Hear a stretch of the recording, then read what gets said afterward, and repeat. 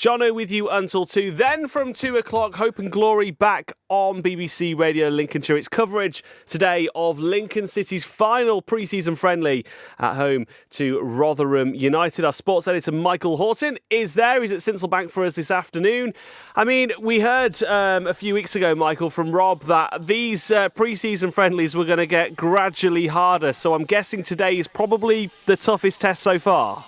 Well, yes, definitely in terms of league position. Rotherham are a championship club, the league above Lincoln City. They finished sort of the lower half of the table away from the relegation places. Feature former Lincoln City player Cohen Brambles at the club. But I mean, yeah, it will be one of the tougher ones. It's Lincoln's first game at home as well in pre-season. And it's really the final sort of stages of pre-season now. There's a week today. We're going to be up in Bolton, Mark Hone and myself, for Lincoln's first game of the proper campaign. So what are we expecting to see then today? Is this kind of a bit of a clue to what we might see next Saturday? I would be surprised if it wasn't pretty much the team that's going to start the first game. And we shouldn't get too hung up about who starts first game, because there's 45 to come afterwards. There'll be plenty of injuries and illness and loss of form to get in the way. But I would be very surprised if the team that starts today isn't pretty much the team that's going to start next week. So there's some interesting decisions in central midfield. I think Alistair Smith will start, the new signing from Sutton, but Teddy Bishop has had a bit of a run out in pre-season and has done well by all accounts. And then it's really the front three is maybe a little bit of a question mark as to what's going to happen there. But I think most people think certainly that Danny Mandroy has probably been the star of pre-season, Ben House, and then whether it's Rico Hackett will be up there as well. We'll find out. And of course, you know, lots of conversations this week. I know on the Hope and Glory podcast, there were questions about, could this be a good year for Lincoln? What's your feeling, or is it just too early to say anything like that? I think these leagues, the Premier League is easier to predict because you have clubs that have established their position, like a Manchester City. I think it's harder at Lincoln City's level at League One. But what I would say is I think they've, on paper, recruited well. They look stronger in most positions than they looked last season, in my opinion. They look stronger in midfield. They got more options up top. You could argue that they've lost an England under-21 goalkeeper and replaced him with a player who played at the same level as Lincoln last year and did, by all accounts, very well at Accrington. Is that stronger? I don't know. But I think Lincoln look like a top 10, top 8 team at the moment. But as I said to Sarah Jane on breakfast, I wouldn't be surprised if I got a lot of egg on my face in 2 months. It's often like that. Michael, thank you very much. Michael Horton, I'm so excited, I'm choking. Michael Horton back from 2 with Hope and Glory. Welcome along to Hope and Glory with me, Michael Horton, my first day back in the office. And I've got a lovely lawn in front of me, better known as the pitch here at Sincilbank. Lincoln's final pre-season game coming up against Rotherham this afternoon from the Championship. Be interesting to see the selection, which we'll talk about in a second, and also how that selection gets along with the season itself kicking off next week. And we'll have full commentary of that game away against Bolton. We will have a form of commentary today. We're going to be joined by Liam Scully, the Imps CEO, for that. But a little bit like Mark Kennedy when he talked about the Grimsby game and before that, and said, don't sort of read too much into it. It's very much a training exercise. Well, it's a different sort of commentary today. Yes, we'll talk about the action when it's around the goal, but otherwise we'll be having a chat with Liam Scully and finding out what's going on at Lincoln City. A bit of a hybrid, if you like, so not your normal commentary. You are warned. Right, just talk about the team then. The team just has arrived for Lincoln City, and a lot of talk about whether Ted Bishop might force his way into the reckoning for Lincoln City this afternoon. Well, he's not in the match day squad. Has he got an injury issue? We'll have to find out a bit later on with Mark Kennedy. But this is the Lincoln starting 11 today. I think most of you listening into Radio Lincolnshire would have had this yourself as well. It's Lucas Jensen in goal, the big Dane signed from the Premier League earlier on in the summer. Played a lot of games last year at Accrington Stanley, and then you got another Dane, Lasse Sorensen at right wing back, Jaden Brown, who's been signed from Sheffield Wednesday at left wing back, the three centre halves, Paudie O'Connor, who's captain. I wonder if that'll be a tale of the things to come for the season, Adam Jackson and Sean Rowan. The two in midfield, Alistair Smith, who's joined from Sutton in the summer, the first of the signings for Lincoln City, alongside Ethan Arana. A lot expected of him for the season to come. And then up top, Danny Mandroy, who's been in a rich vein of form and been performing well by all accounts, alongside Ben House and Rico Hackett, who Lincoln did try to sign back in January. Couldn't get a hold of him from Portsmouth, but in the summer they completed a deal for a fee and he has joined the club. The bench for Lincoln today: Jordan Wright, Dylan Duffy, Tyler Walker. Will he get a run out in the second half? You suspect he might. TJ Omer, Oisín Gallagher, Jovan Makama and Alicia Ahui. Right, well, we'll have a chat with Mark Hone in a couple of minutes. He's currently making his way through his lunch, but we'll have a chat to him. He's going to be commentating with me next week, but he's here on a scouting mission to get ready for the season as well. So we'll talk to him about his expectations for Lincoln for the campaign and for today after this. BBC Radio Lincolnshire, Hope and Glory with me, Michael Horton, home of commentary of Lincoln City all the way through the season, and Boston United as well, and coverage of all of our other local sides, games for Trinity, Grantham, Stamford, Spalding, Lincoln United to name but a few. Coming up over the next 9 months, we'll be hitting the road very soon for you, bringing you coverage of those games. But today very much focused on Lincoln City, playing here at the LNER this afternoon. Still waiting for most of the players to come out here ahead of kick-off. Just reminding that team news then for Lincoln City. And I think this is pretty much, if everyone's fit, the 11 that will start at Bolton next Saturday. It's Lucas Jensen in goal, Lass Sorensen, Paulie O'Connor, Adam Jackson, Sean Rowan and Jaden Brown, with Alistair Smith and Ethan Arahan in midfield, Danny Mandroya, Ben House, Rico Hackett up top. The bench for Lincoln today: it's Jordan Wright, Dylan Duffy, Tyler Walker, TJ Omer, Oisín Gallagher, Jovan Makama and Alicia Ahui. And Alicia apparently, by all accounts, played very well over for Drogheda in Ireland, so it'll be interesting to see if he gets a bit of game time for Lincoln City. Just looking at, as it says on my team sheet, the Millers, Rotherham United. It's a Swede, Victor Johansson in goal, Lee Peltier, Grant Hall, Cameron Humphreys, Cohen Bramall, the ex-Lincoln City player. Played a lot of games for them last season, actually. Then new signing from Luton, Fred Onyendina, Oliver Rathbone, Ben Wiles, Cafu Diaz, Georgie Kelly and Jordan Hugill. The bench for them, there's a lot of names on this bench. It's Dylan Phillips, Sean Morrison, Jamie McCart, Tolasi Bola, Curtis DeRose, Dexter Lembiska, Hakeem Odafini, Joshua Coyote, Jake Hull, Joel Holvey and Josh Ayers, the full bench for Rotherham. Still a bit of pre-season about that. For the record, Darren Drysdale, local ref for the game today. Right, let's hear from Alistair Smith, the Lincoln City midfielder. He's been talking to Rob after the defeat at Grimsby on Tuesday night, and he's admitted he's settling in well to the club. I've settled in well. I'm really enjoying it. It's obviously a challenge being a league above. The intensity is different, the standard's a bit higher, of course, but I think I'm adjusting well, and I'm looking forward to seeing what I can get out of this season. Yeah, what's the biggest changes you've found going from Sutton to Lincoln in terms of training and that standard? I think obviously as it is a higher league, you come across more quality. For example, if you give the ball away and you're sloppy, you may get punished a bit more. But yeah, there's definitely a difference, but I wouldn't say it's that big, but it's definitely something that I have to get used to. And is it something you find you are getting used to day in, day out in training? Yeah, definitely. I think I'm there and thereabouts now, obviously with the season being so close to starting, so yeah, I definitely feel like I'm there. And it feels like it's 3-2 at the moment. There's you, there's Teddy, there's Ethan. How do you look forward to that battle? Is it something you relish? Yeah, 100%. Football's all about competition and fighting for your place. It's dog eat dog, so I'm out there to fight for my position, as I'm sure them two are. I have a lot of respect for them both, but yeah, I want to be the one to play. And is that something as well as a player, you know wherever you sign you're not guaranteed a place in the 11 and you prefer to be at a club where that's the case? Yeah, 100%. I mean, your spot's never guaranteed. You have to work for it, you have to earn it, and I'm going to try and do that. We've not got long to go, as you mentioned. We've just got one pre-season friendly left to go. Do you feel ready? Do you feel like you're set for the new season? Yeah, I think the staff have really conditioned us correctly to be ready for the start of the season and go away to Bolton and put up a good fight. So I feel really good going into it. And when you get to this stage, do you feel fitness-wise you're ready, and mentally as well? Because I know when we spoke to Ben House on Saturday, he said 90 minutes would mentally tire. And are you at that stage where it's becoming a little easier?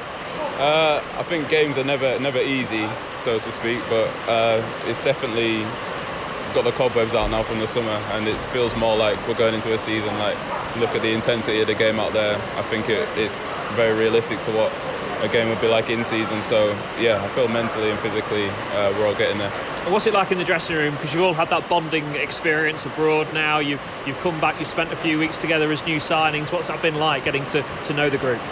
Yeah, I mean, for every new signing, it's a daunting task to come into a change room where everyone's been so close-knit, but I can't speak highly enough of everyone. They've welcomed me very well, and I feel definitely a part of the group. BBC Radio Lincolnshire Coolio, and it is Hope and Glory with me, Michael Horton. We've got coverage coming up from 3 o'clock of Lincoln City against Rotherham from the Championship.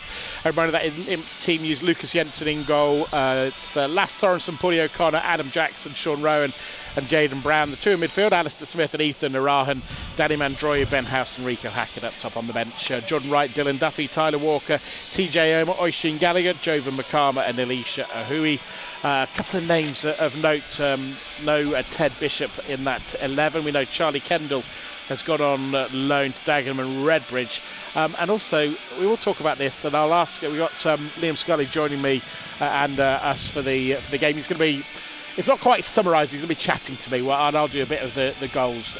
But interesting to know what's going on with Haki Badalaiken as well, because he's nowhere in this squad. We have asked a few questions, and I think it's only fair that we try and get some answers to that as well. But please say Mark Hone, who's, well, I was going to say he's on a scouting mission. I was going to say relegated today. You're not summarising with me today, but you're here because we're together at Bolton next week and get a feel for the team.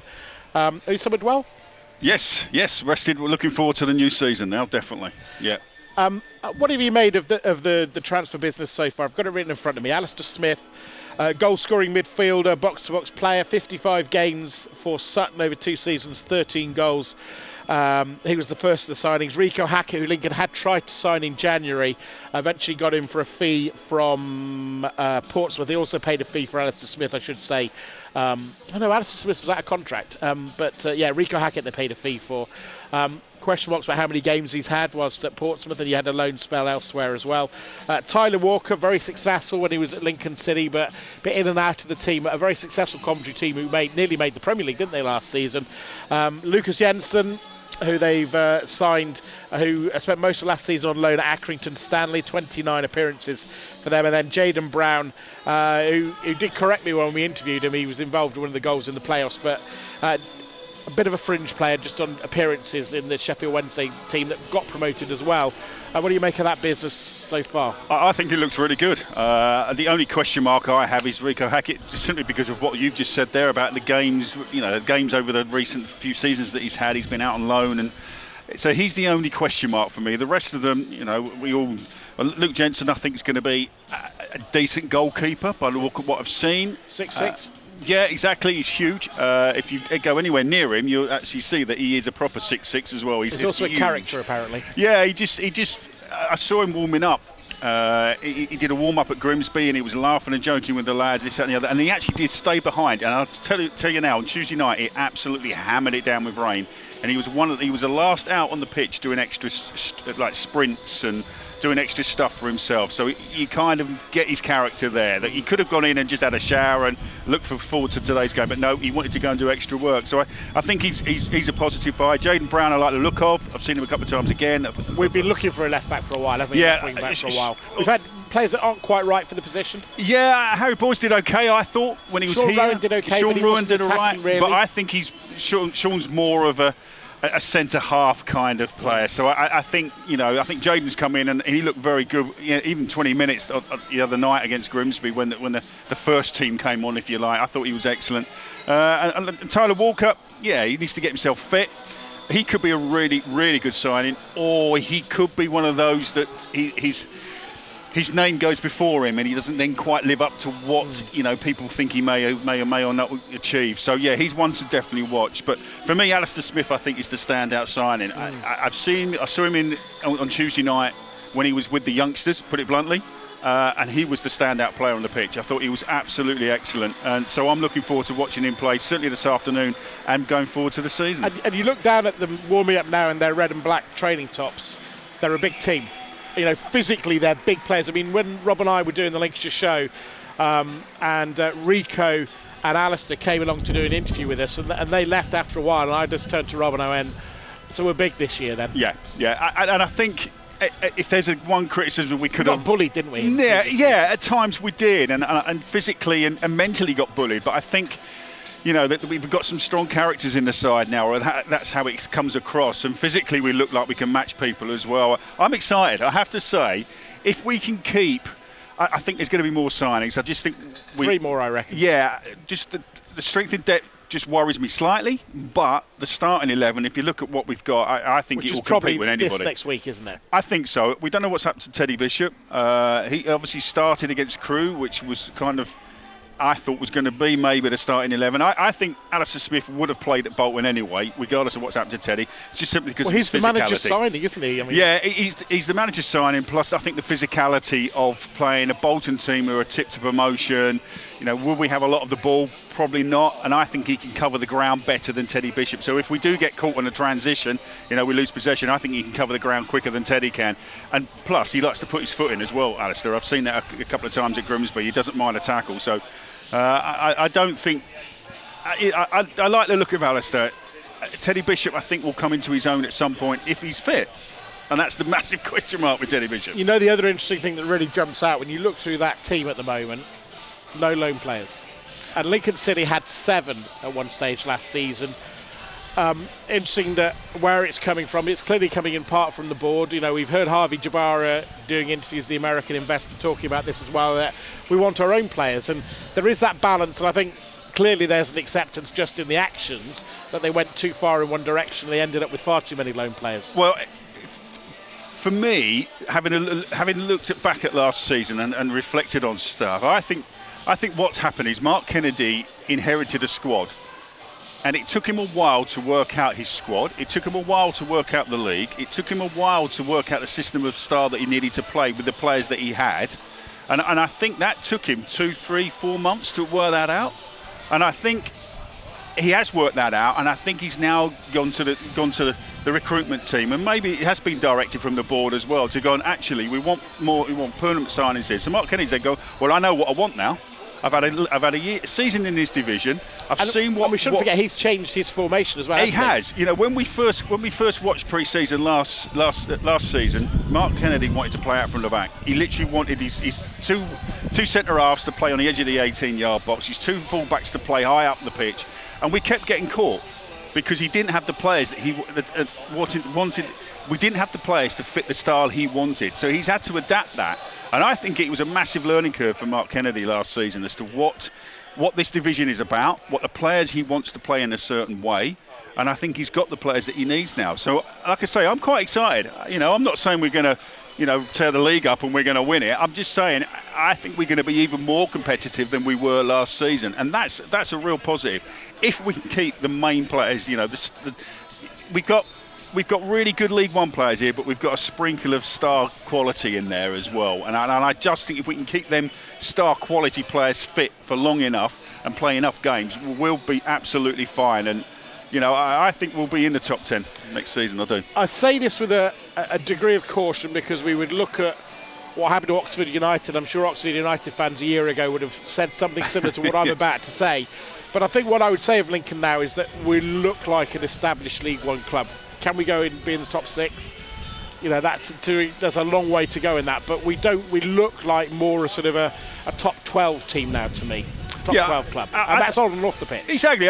If we finish in the top 10, I think Mark Kennedy again has done a decent job. Yeah, obviously fans and us want us to get promoted, of course we do. But I think if we finish in the top 10 and give Mark Kennedy another season, another couple of transfer windows to really see what he wants out of his players, of course he's going to be judged on this season. He will be, because this is his team now. He's got rid of the people that he didn't want. He's put people out on loan that he didn't want that are under contract. So this is his team, and he's going to have to stand by this team and the results. But I just think this is slowly building, and I think you just got to be careful what you wish for, and that you don't. The expectations are always. That's why we call it hope and glory, isn't it?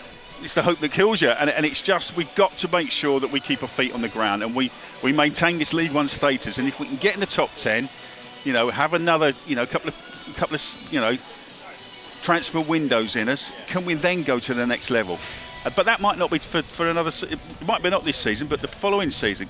Can we then get into the top 6? Can we then start really challenging? A couple of the fringe players, Jay Ben, Alicia Hui, interested to see what happens with them. Alicia's in the match day squad. I don't think, if I remember rightly, Jay hasn't made it onto the squad today. Both playing in Ireland. Freddie Draper playing in Ireland has come back, and I think he's got an unbelievable move really Yeah. for a player of his age to go and play regularly. We would assume League Two football, a Walsall, a club you would think want to be in the top 6 at the end of the campaign.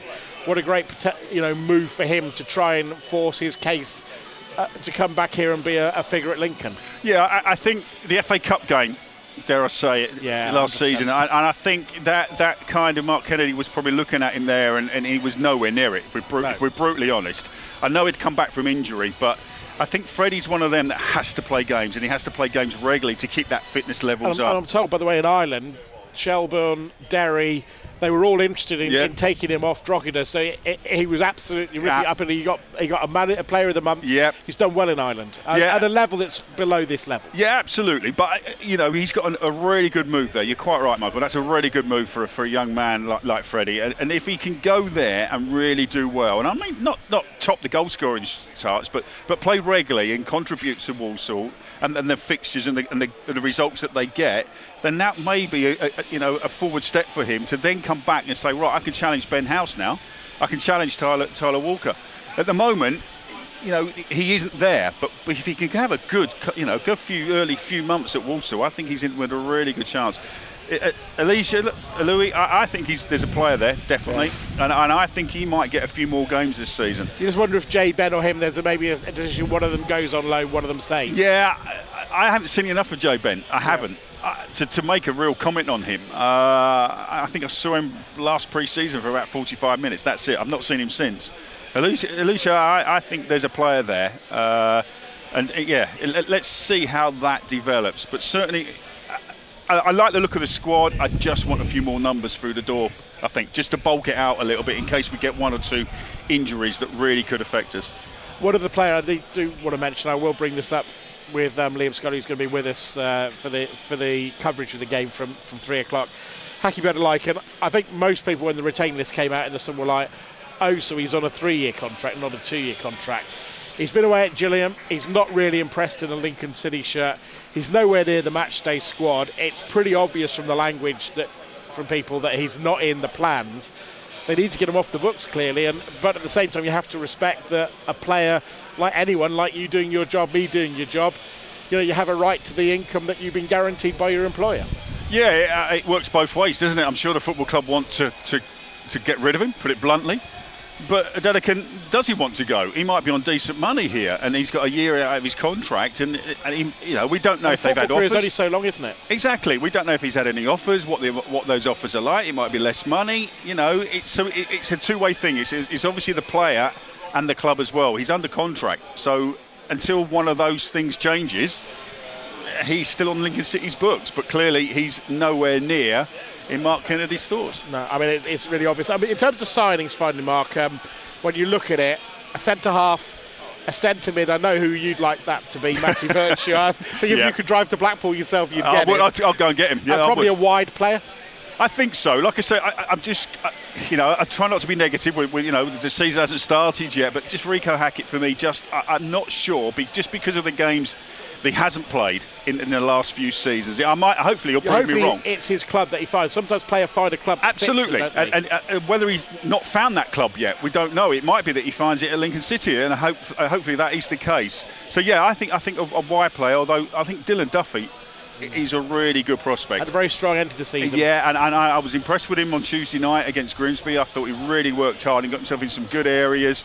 Things didn't come off for him on Tuesday night, but you can see the intent of what he was trying to do. And so I think he's definitely somebody that may have an influence on the season as the season goes on. But certainly, Matty Virtue, if Mark Kennedy says, Mark, can you go and pick him up from Blackpool? Yeah, I'll go get him.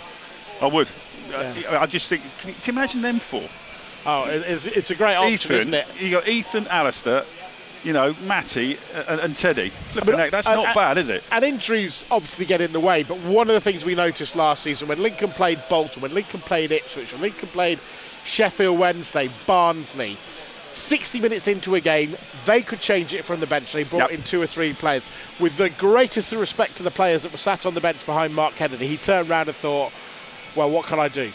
And those players have gone. Those players have been shipped out. Mark's gone, no. Apart from Hakeem, that's the only one, isn't it? Yeah. And he wasn't at the club, actually. Exactly. So he's gone, no, I need to strengthen. And if we can get Matty in, there's rumours that may happen or may not happen still. But I just think if we can get, like you say, if we can get down the spine of the team, as in another centre half just to cover the Pawdy and Adam Jackson. We know what Pawdy's about. We know what Adam Jackson's about. And to agree, Sean Rowan, they are very, very physical players. And they will pick up knocks. Durable players, though. They are. Touch wood. But they will pick up knocks. You look at Adam Jackson. How many concussions did he have? And I think that's another thing in the recruitment as well. It wasn't so much last year for Adam, but in the recruitment has been to look. You can do an ACL. You can twist your ankle, of course, but if you look at players who play games and they're at the right age, you've got more of a chance. Whereas I think, let's be honest about it, Teddy Bishop doesn't play as many games as we'd like him to play. No.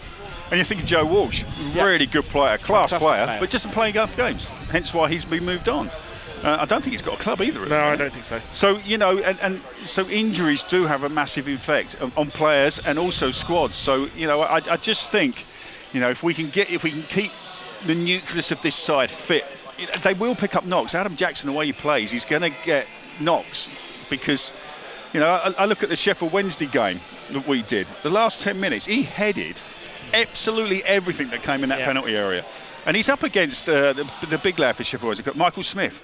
And Adam Jackson was competing with him and went toe-to-toe with him and said, right, we're going to hold on to this. So...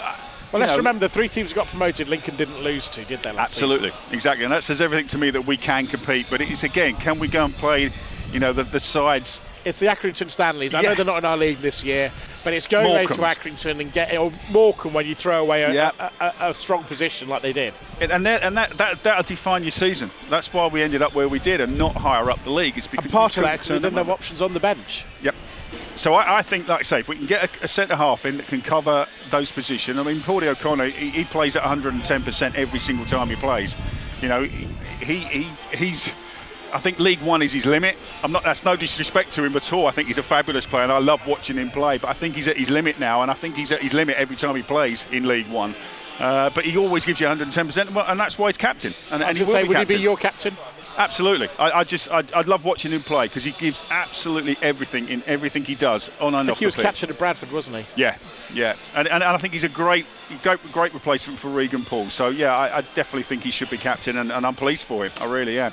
So, it's going to be a really interesting season, and one I'm really looking forward to. It's going to be a weird couple of hours for you now. We'll have a chat with you after 5 o'clock. I've been binned off. The CEO's replaced you. Yeah, all right. In terms of hierarchy, all right. Fair enough. Mark, we're making the road trip next week up to Bolton to bring you commentary of Lincoln City there. Look forward to being with Mark, and we'll be, as I said, chatting about the game afterwards as well. You can hear that. Beth taking care of the final hour of the show here on BBC Radio Lincolnshire. Just to update you on some other local football games. Trinity was an early kick-off today in their game against Cleethorpes, and they're currently 2-1 up in that match. Right, here's the Stereophonics. BBC Radio Lincolnshire, Hope and Glory, the final one before the season gets underway, and next week got commentary of Lincoln City away against Bolton, so commentary of Boston United online all the way through the season as well. Just before we go back to the football, let me just take you through the latest in the cricket, the final Ashes test between England and Australia. Remember, England batted first, 283 all out of 54 overs. Australia 295 all out of 103 overs, and England are now 193 for 2. First out was Ben Duckett for 42, Zach Crawley for 73. And the captain, Ben Stokes, batting at 3, is currently 37 not out, with Joe Root at 35, and they're sort of in the afternoon session at the moment. And also to let you know, if you are just tuning in to Radio Lincolnshire, the Lincoln team for today, it's Lucas Jensen, the Dane in goal, another Dane at right wing back, Lasse Sorensen, and then Jaden Brown is at left wing back. The 3 centre halves, Paudie O'Connor, Adam Jackson and Sean Rowan. Paudie O'Connor the captain, Alistair Smith and Ethan Aran in midfield, Danny Mandroyu, Ben House and Rico Hackett up top the bench. Jordan Wright, Dylan Duffy, Tyler Walker, TJ Ioma, Oisin Gallagher, Jovan Makama and Alicia Ahui. And one name of note in the Rotherham team today, Rotherham from the Championship, is Cohen Bramwell, the ex-Lincoln City player is in their starting 11. Played a lot of games both from the bench and starting last season for them. Right, we're going to talk about predictions and look at what's going to happen in League One this season. Gabriel Sutton, who many of you will, if you're on Twitter and other social media, will see his account. He often talks about Lincoln City and other things in the Football League. Well, he's been talking to Rob about his predictions for the season to come. First of all, you put a lot of weight in how much you trust the club on a structural level, because some people look at it and say they've signed this player and he's supposed to be great, or they've got this manager. But I think it's really important that you've got, first of all, an owner who's steady and reliable and puts the right amount of money in, but also who employs the right people. And if they've got a good sporting director or good people off the field, I think that's always really important. Obviously, Lincoln, part of the reason why I'm quite big on Lincoln City this season, but then also if they've got some continuity from last year, where they've got the synergy of a team that stayed together and has been able to build something that way, because put a lot of importance in that. Obviously, money comes into it as well, but it's a range of things, and sometimes it's a difficult balance to strike, and sometimes I get it absolutely spot on. And last season I had MK Dons winning the league with 100 points and they end up getting relegated, so you can go the other way as well.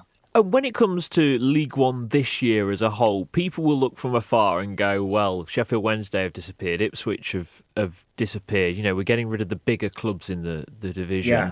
Therefore, it's a more open field. Would you agree with that?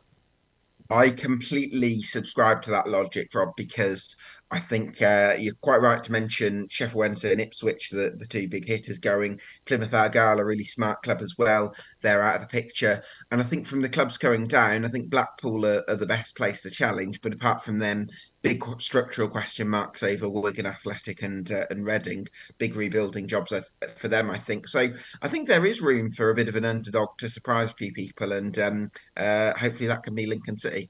Well, let's go on to your prediction for Lincoln, because you've put them to finish sixth and get a playoff place, which would again be a huge achievement for the football club. What did you make of them last season, first off, and how they got on under Mark Kennedy in that first season? Well, I've said that there's room for an underdog in League One this season, and I suppose it's interesting because I felt like Lincoln kind of embraced that tag really last year, because they were so good against the top six. I think they only lost once in 12 games to them, which is absolutely extraordinary. Defensive form as well was really strong, some very solid foundations. Only lost one game at home, I think it was, in the end. So that's great. I think Ethan Errehon's going to have a massive impact in midfield, because I think he's going to offer something a bit different in terms of a bit of class and the ball playing ability that he's got. And then Ben House I really rate up top. So I think if it's just a case of adding, two or three other pieces of quality elsewhere in the attacking formula, I think Lincoln are really close. I think they showed that last season in terms of the performances and results against the top teams. And you'd rather have the problem of trying to find a way of beating the bottom teams than being able to thrash the bottom teams and not being able to compete with the top side. So I think Lincoln are in a great position. And as I've mentioned before, I think I rate the club where the club's at structurally as well, which is a huge thing too. And the fact Lincoln over the summer, they've made 5 signings already. Tyler Walker probably the standout one, but the likes of Alistair Smith coming in, Lucas Jensen as well. And you talked at the start about having clubs that have a similarity, a process from last year. Does it feel, from when you look at the rest of the teams in League One, that Lincoln have got more of that in place than maybe some of the other teams? Yeah, certainly. I think Ben House is a really selfless, creative forward, excellent link-up play. And that's kind of what excites me about the signing of Tyler Walker, because I think Walker, possibly someone who kind of tried to run before he could walk a little bit in terms of trying to attack the Championship, and maybe he needed a good year or two in League One before going up to that level. And so he spent a few years kind of struggling a bit in the Championship, but there's no doubt in my mind that he's an excellent goal scorer. So if you can bring in Ben House's link-up play and slipping him in, I think that could be a really exciting dynamic. And obviously, if you can add an extra bit of pace in there as well, I think that could make Lincoln a lot more exciting going forward. It's BBC Radio Lincolnshire, Hope and Glory, and we were hearing from Gabriel Sutton, the football journalist who covers the EFL. Here's the second part of his chat with Rob on who he thinks will be promoted from League One. Well, I think Derby are an obvious pick. I don't actually have them in my top two, but I can see why lots of people do because I think they've got a very strong squad. And I think Portsmouth and Bolton are going to be the ones to watch as well. They're currently my top. They're my top two, as you can see on my blog page at Gabston. And then there's also Blackpool and Charlton, who I think are going to go very strong as well. So those will be the main contenders. But I think beyond that, I also think there's going to be room for one or two dark horses to edge their way in there, and I very much put Lincoln in that bracket. And when you make these predictions, MK Dons was an obvious one at the start of last season where you probably realise you're going to be a long way off. But when do you start to think, oh, do you know what? I've either got this spot on or I've got this quite a long way off. When do you give yourself in terms of those predictions and knowing where you are? Well, it's an interesting one. I think publicly you try and go like, oh no, we're staying very grounded. There's still room for things to change. But normally after a couple of games internally, I'm like, oh God, I've got this terribly wrong. So I think it varies. But no, really excited to see how the predictions get on this year. And League One, it's a league that, as you say, is got some huge teams in it still, and the quality seems to be improving year on year in League One, in particular in terms of the quality of players that you now have that are getting attracted to that level, and even at League Two level now. Yeah, I think League Two is going to be an absolute killer of a league because there's so many big hitters in that league now. I think League One is actually a little bit weakened, possibly the opposite of League Two, and that's where I do think there's going to be some room for some surprises. So that's where I'm really excited about Lincoln City. I still think even some of the teams like Charlton and Blackpool, I still think there's kind of structural question marks over. So I don't think that. Yeah, I think if you're an underdog, I think League One's definitely a good league to be in for sure. And you talked about Lincoln's kind of off the field and the strength that they have. Now we obviously work with them day in day out, week in week out. We see that, and we know the people behind the scenes at the club. Do you think people outside of Lincoln and outside of our little bubble realise how strong Lincoln are in terms of their off the field matters when it comes to the board structure, the investment going in? Possibly not in the terms that you've described it there, because I think in mainstream circles it's difficult to really know how well run some clubs are. And also, I think the badly run clubs in the mainstream tend to be the ones that get the attention. People are going to be saying, Wigan haven't paid their wages. That's going to get the big headlines. People aren't going to say, oh, Lincoln City's sporting director is really good. That's not what the mainstream websites tend to go with, is it? I think, having said that, though, I do think Lincoln are getting to a stage, though, now where you've had 4 seasons. This will be the fifth in League One, and an average position of 12th to boot. So I do think that there's probably a feeling that Lincoln City are starting to establish themselves at this level and probably aren't considered in the same sort of bracket that they might have been previously. So definitely growing into the level, I think. And as for Mark Kennedy, his second full season, this will be in charge of Lincoln. He obviously had that short spell at Macclesfield. We saw in the last couple of years a lot of managers or head coaches who've done well at League One level have made that move up now to the Championship, and Championship clubs seem to be taking more of a chance now on managers who do well at League One level. Do you think if Mark Kennedy has a good year again with Lincoln this year, that he will become a name a bit like Michael Duff was last season, like Russell Martin has been in the past, that they start to become linked to more jobs in the Championship? Possibly. I think that there seems to be this trend in English football where the coaches that play really aesthetically appealing football, possibly even sometimes there's even an appearance sort of perspective where the younger coaches like Russ Martin and Rob Edwards kind of carry a bit of a glamour about them. I don't necessarily know if Mark Kennedy carries that same image for Championship clubs, because I do think perception is quite a big thing, and that's where he might sort of fall down the pecking order a little bit.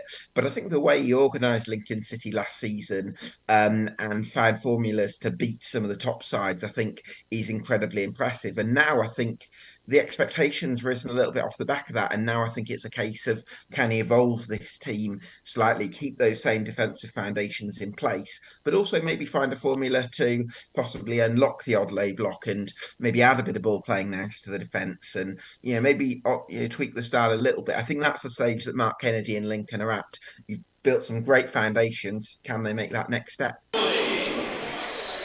BBC Radio Lincolnshire, we're just about to get underway. Lincoln City at home against Rotherham in a pre-season friendly, and We'll take you through that Lincoln City side in just a second.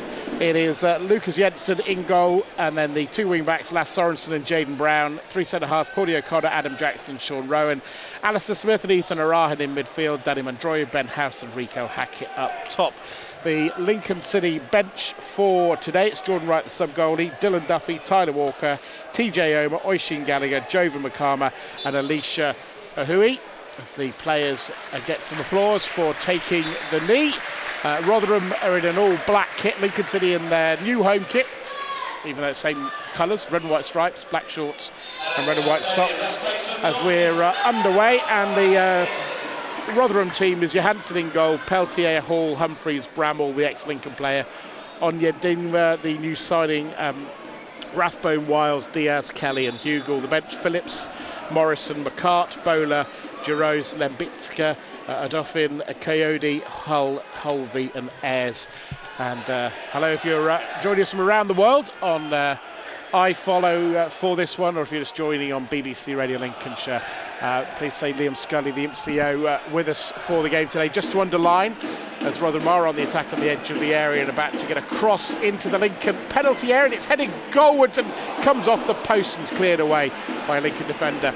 Whilst that did sound like commentary, and we will have bits of commentary around the goal mouse, we're going to be taking some time with the balls in the middle of the pitch, because you know what it's like in pre-season to catch up with Liam Scully and everything that's going on with Lincoln City. So Liam, thanks a lot for joining us. Yeah, thank you very much. Thanks for having me, It Michael. felt like the sort of warning that Mark gave before Tuesday night's game at Grimsby, when he was like, it's going to be a different team and everything else, and then people get, maybe a minority get upset when it's not, but just to underline that it's a different sort of affair. So how are things? Lincoln City, a week to go? Yeah, very well, thank you. I think obviously it's this time of the year that it feels very real.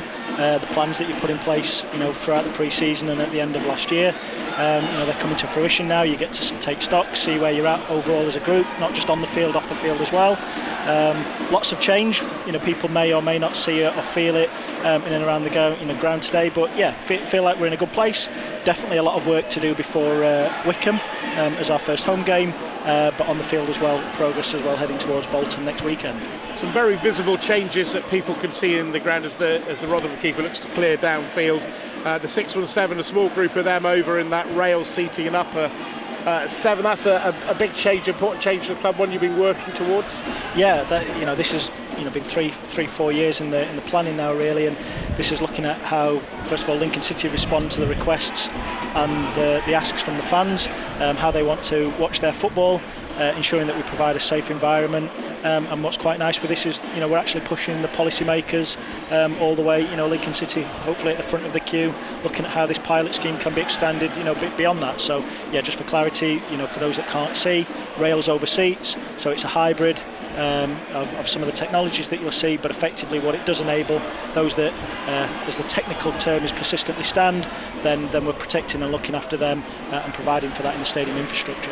Lincoln in and around the edge of the Rotherham penalty area, just to throw into Ben House on the edge of the box. We'll just stay with the action just for a second to see if Lincoln can carve out an opportunity with a cross into the box, cleared away by Rotherham back towards the halfway line. In terms of rail seating, are we going to see more of that in the Stacey West eventually? Yeah, that's definitely the plans. We've got to make sure that we obviously do it in line with policy and things changing as well, so it's not just safety catch off, let's go, but yeah, definitely the plans at some point. Rotherham on the attack into the penalty, and Jackson comes across, Sorensen there as well, and it's blocked out. It's back towards the edge of the area, and Rico Hackett's got well back, gives it to Sorensen. Lincoln looking to play out from the back through midfield, and they get it into the path of Alistair Smith, and then Rico Hackett looking for Smith, cuts inside, Hackett looking to delay the ball, then plays it to Mandroy, a neat pass, Lincoln nearly score. A very good save goes behind for a corner, an excellent move, and a lot of the new signings that you've got involved in that move, you've been a lot of permanent signings. Yeah, obviously there's been much said and talked about that. Hopefully we'll get an opportunity to kind of myth bust and provide clarity, but yeah, great phase of play, something that I've seen the team work on in the training ground, so yeah, fantastic to see that come to fruition in a match practice. So corner then for Lincoln on the attacking left, right-footed delivery coming into the penalty area. and it's behind. It's going to be a goal kick. So I mean, those loan signings, is that we had those quotes from Harvey and the interview that we did earlier in the summer when he was over at the not the groundbreaking, but whatever the official thing, but the starting of the Stacey West, and he talked in that interview about wanting more of his own players. Mark Kennedy's had a similar conversation with Jez George, and we talked to you off air, and we've seen the fruition of that really. No loan players at the moment. Yeah, I think a couple of things. First of all, just to myth bust, this isn't Harvey unilaterally saying we shouldn't have loan players. These are conversations and discussions that have been had at board level, with the football leadership team, and collectively looking at how we continue to build as a football club. Things have changed as well in the marketplace. Rather than looking across the ball in the box, hits the back of Paulie O'Connor and goes out for a corner. So again, we've got to be responsive to what the market looks like in terms of loans. 9 subs on the bench in the Championship and in the Premier League has changed things as well.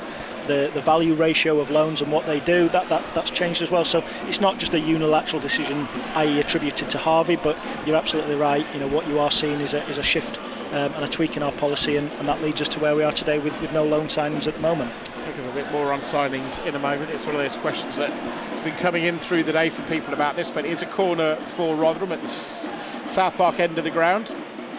It's going to be a right-footed delivery from the left-hand side into the box, and Lincoln, it's an important header from just under the bar to get the ball away. Very close to a chance for Rotherham, all in a black kit, and they chip the ball back inside the Lincoln penalty, but it's offside. It's going to be a free kick. So by my reckoning, unless you have any offers coming in for your players, probably 3 more ideally. Yeah, I think two or three is certainly the plan. I think going back to the earlier point, our job at the moment is we are looking at the permanent options for the next 2 moves, and I think what the loans will probably be used towards the end of the window as we reassess what the squad needs are. Again around market value, looking at the opportunities that arise. But in terms of the market where we would be paying full wage recovery to develop somebody else's players, that's not us at this stage. Ball goes out for a corner to Lincoln City. The Rotherham player thought it was going to go the other way. It's interesting, Jez George was talking about that with Rob yesterday, last week at Crewe, that the market has changed somewhat since Lincoln did very well with Tyler Walker and people like that coming in. Yeah, I don't want to overstate our importance, but I do think the Lincoln City teams of those years changed policy a little bit with clubs elsewhere and changed their approach to that. And obviously that we've started to see more loans in and around League One, League Two, and even the Championship in terms of adding quality and bolstering the squad. So yeah, there's definitely been a shift and a change in how loans are used. And again, Lincoln City looking to get the best possible value, put the most competitive squad in place.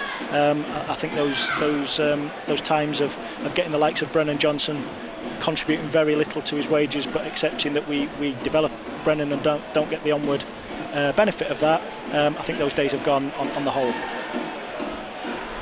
I should say from that corner very little came from it, and we're already back in open play. 0-0 between Lincoln City and Rotherham. About 8 minutes gone. Sorensen, one of the success stories of the tail end of last season, chipping the ball across the area, trying to get Mandroyo into the game, goes out for a throw. In terms of signings, though, should fans expect a little bit of activity before next Saturday if things work out? Yeah, Michael, I worked this out before the game that usually when you go Paxman on me, I can run away after 10 minutes. Yes, I've got 80 minutes to last this, haven't I? I'm getting the big questions out of the way. I think hopefully there's some positive news coming out of the club in the early part of next week. There's definitely another piece of business we want to do before the start of the season, and certainly help Mark and the coaching team going into the Bolton fixture, and we'll assess it from there. And also the change, one of the changes been, and you talked in the investment coming in from board members, obviously Harvey coming in and the other American investors coming on board. You've been able to pay some, you're not paying exorbitant amounts of money, but you'll be able to pay fees. Rika Hackett costs a little bit of money. Examples of that. Yeah, so I think let's be really clear. We have 2 ambitions here. We want to win, and we want to develop. and those two elements have to come hand in glove, because for Lincoln City to be successful, we can't just go and chase and pay the highest amount of money and say that's how we're going to compete, but equally we want to develop players, bring them in as part of the journey, hopefully sell them on for profits in the future, benefiting from them whilst they're playing for Lincoln City, but then equally reinvesting that back into kind of generating the next squad and so on and so on. So yeah, that's definitely the aim. When fees come involved, you're typically looking at a player that's going to help you win and help you help develop as well, and potentially has resale value, and that's typically how we're using fees and bringing players in at this moment in time. It's a free kick for Rotherham, played into the edge of the Lincoln City area. Heading on it should be Lucas Jensen's, and I think he's taller than myself and Liam combined. He's 6'6". He's got a big unit. I'm just to spin through a couple of the I wouldn't want to call them fringe players, that players not really at the heart, it would seem, of Mark Kennedy's. Is half the chance of Lincoln doesn't come to anything. Gathered in by the keeper. Freddie Draper has gone out on loan. I imagine that as a football club, you see that as an example of what you're trying to do. He's clearly not of the standard that Mark Kennedy wants to be, otherwise he'd be here. So you've got him the next best thing, a chance to get a lot of games in League Two.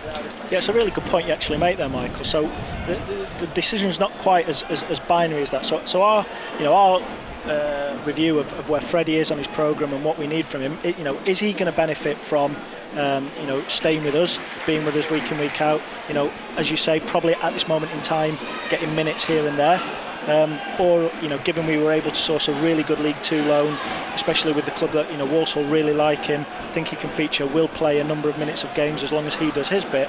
I think at that point we have to get the balance of what's right for Lincoln City now versus what's right for Freddie Draper and then Lincoln City in the medium to long term.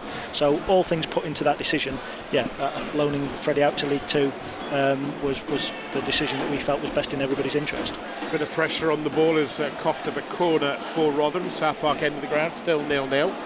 Just see what happens with this delivery into the Lincoln penalty area. It's headed away by Rico Hackett, and certainly Lincoln with the height should be able to deal with a few more set pieces this year. It's not just the centre halves, there's a few big units. As the next ball is a poor cross and now to play. Is it going out for a throw or a corner? It's actually going out for a throw. Is that better cross?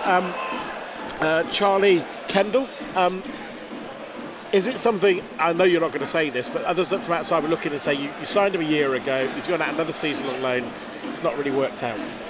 Yeah, I think any young player's development is a roller coaster. There are ups, there are downs. Very, very seldom is it a linear line in terms of just great progress.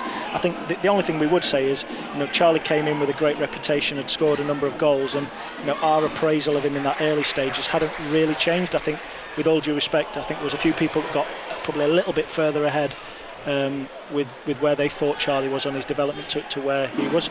Of course, he himself would have wanted to have gone out last season, featured more, scored more goals. That wasn't to be. But I promise this isn't just spin. But there are learning opportunities from Charlie from that experience, and that has made him a better player. If you just look at Charlie that's come back this year, he's physically stronger, he's matured, he's developed, his chest is bigger. And again, we felt going out playing games would benefit him. At this stage, rather than being bits and pieces and playing in reserves under 21 games at the EPC. So again with Charlie, it's not a binary yes or no, make or break. I've heard people say this is just the next phase on his development. Rotherham trying to spring an attack down the right hand side. Ball into the box is cut out initially. Lincoln not quite dealing with it. Eventually I think it's a good bounce off a Rotherham player, does it? It goes out for a goal kicker. Another one that jumps out is Haki Adelaika. I think people hadn't realised he was on a 3-year contract in truth when that retained list came out back in May. It's the truth of the matter that you're trying to find a way out of ending his contract in some way, whether that's finding another football club, whether it's paying him off, because clearly he's not part of the plans yet. I mean, the manager's been quite open saying he's not part of the plans, but he's being professional. You're trying to find an exit way, are you? Yeah, so absolutely, you've called that call that right, Michael. Hakeeb isn't part of the plans as of this moment, as of this date. But we all have to be professional, and we all have to be mature that what we want, what he wants, might not materialise. So, yeah, we've got to be very careful about, writing it off and saying anything's absolutely definitive. If Hakeeb's here on the 2nd of September, then he will be part of his plans, and he will be expected to contribute. But yeah, we've just got to look at his options, his pathway, and effectively, mutually agreed at this moment in time that in his best interest, in our best interest, his future lies elsewhere. But we'll have to constantly reassess that and evaluate it ongoing, and we've got to be prepared for all eventualities. It's with Rotherham in central midfield. Not really seen too much work for the keepers so far. I'll just remind you, this is BBC Radio Lincolnshire, and it's I suppose they call it a hybrid, is the model, a hybrid commentary today. We've got Liam Scully, the MCO, with us, a chance to catch it with matters Lincoln City, and when we get little moments of attack, I will do a little bit of commentary for that. But Mark Home with me, he's in the row in front, he's doing his scouting, and he'll be chatting to me after 5 about the game, and then joining me for commentary, the more traditional commentary, if you like, next week, as City just losing possession in central midfield. A heavy touch from Rico Hackett, and Rotherham just have it in the middle, trying to move their way forward. I guess the thing, just finally on recruitment for the moment, about recruitment is it's not there's no football manager, not even Sir Alex Ferguson or Pep Guardiola, has had 100% of their recruitment work out in every single signing, and I guess you're trying to probably get 7 in 10 right, and if you're doing that, you're not doing too badly.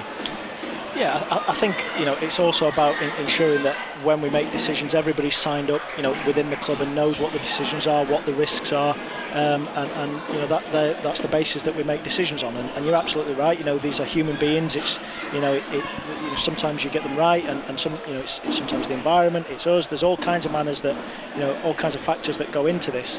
But yeah, let's be really honest, and the appraisal of it, it's certainly not worked out for Hakeeb how he wanted to, or how Lincoln City. So yeah, the whole focus now is how do we not achieve a lose-lose. Equally, a win-lose isn't good. A situation where Lincoln City win and Hakeeb loses isn't right, or vice versa. In the hand we've been dealt, we've now got to find a win-win out of this scenario, and that's what everybody behind the scenes, from myself, Jez, Hakeeb, his agent, that's what we're all working on at this moment in time. Lincoln City having to do a bit of defensive work. Sean Rowe with an awkward header, and it's gathered in by the keeper. Very bright pink kit for him, and he bowls it out, and Lincoln City looking to build from the back at the moment, and a bit of a press going on from Rotherham. Not quite what you see in League One, but Lincoln have coughed up the ball. Right, I've got a lot of questions that have come in to get through here. If you do want to get some questions in, you can do that via our social media. Go on our Facebook or Twitter pages, or you can text us 81333, slightly text with an L and an N, and Beth in the studio will pass them on to me, and we'll try and get through as many as we can as we continue chatting with Liam Scully and coverage of this Lincoln City game where it's still 0-0. What do you think of the game so far? I haven't even given you a chance. It's a bit of a nothing at the moment, isn't it? Yeah, bit of a pre-season. Yeah, I think what you can see is two teams attempting to kind of work on phases, things that they've worked in as part of their pre-season, players getting in certain minutes. A lot of it is that hybrid between load and then actually putting some of the technical practices into play. And I think this game here is actually where it starts to be less about load and more about those technical elements. And yeah, you're certainly starting to see that, and new players bedding into the new systems. But yeah, no, exactly I guess as we would expect it a week before the season. Right, Ryan and Si, these are sort of similar-ish questions that we've grouped together. Ryan says, what is the target for the season? Avoid relegation, top half, playoff place. Si says, what would the club and board consider a successful season? Yeah, really good question. I think one of the things that I've heard mentioned, in and around the place and in football overall, is that League One is weaker this year. I'm not sure I subscribe to that, but what I would say is I think it's more open. I think it's fair to say that if you can be in the top 12, you can also be in the top 6. So I think it's Lincoln City are are probably, as I look at it right now, we're part of a big cluster of clubs that could expect anything from realistically from fighting for playoffs, right down to 13th, 14th. So I think our aim has to be as high as up, as we can in that cluster, whilst being realistic and still being optimistic and having strong aspirations. And yeah, it's going to be a big group of clubs, I guess, that would all expect to be thinking the same thing. I think last year when you looked at the division, there was probably about 12 clubs that would expect to be promoted. I'd flip that this year and say there's probably 12 clubs that would expect to be in and around, or would hope to be in and around the playoffs. And you'd include Lincoln in that? Yeah, I think being optimistic, and yeah, we're all dreamers, and we all want to look at the football pyramid. So yeah, which is essentially a somewhat better season. It's building on last season, isn't it?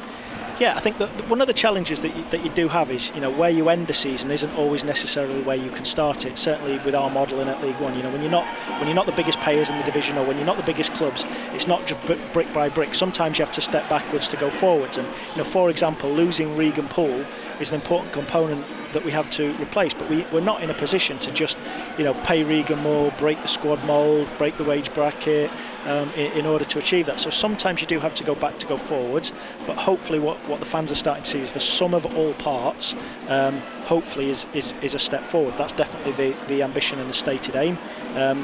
You're going to push for a number, but I think we've just got to be sensible as to what the league's around us, but make sure we are clear. We are a football club that is wanting to look upwards, not downwards. That is for sure. I wasn't going to push for a number because I'm not going to get one. But I think, I caution this by saying I'm sure Oxford United would have Lincoln just having a nice little attack, nice moment for Ben House to chase down the left-hand side. I'll pick up the conversation with Liam in a second. Mind you, it's 0-0 here on BBC Radio Lincolnshire. 20 minutes gone in the game, no real chances of note so far. To see if Lincoln can build. They've gone backwards, so we can probably go back to the conversation as Sean Rowan goes all the way back to Jensen in the goal. What I was going to say, and like I said, preface this with, I'm sure Oxford behind the scenes as fans would have said this, but Lincoln to me feel like an established League One club, which I don't think I could have said in previous seasons. I think it was always, I'm reasonably confident Lincoln won't get sucked into relegation place, so I couldn't be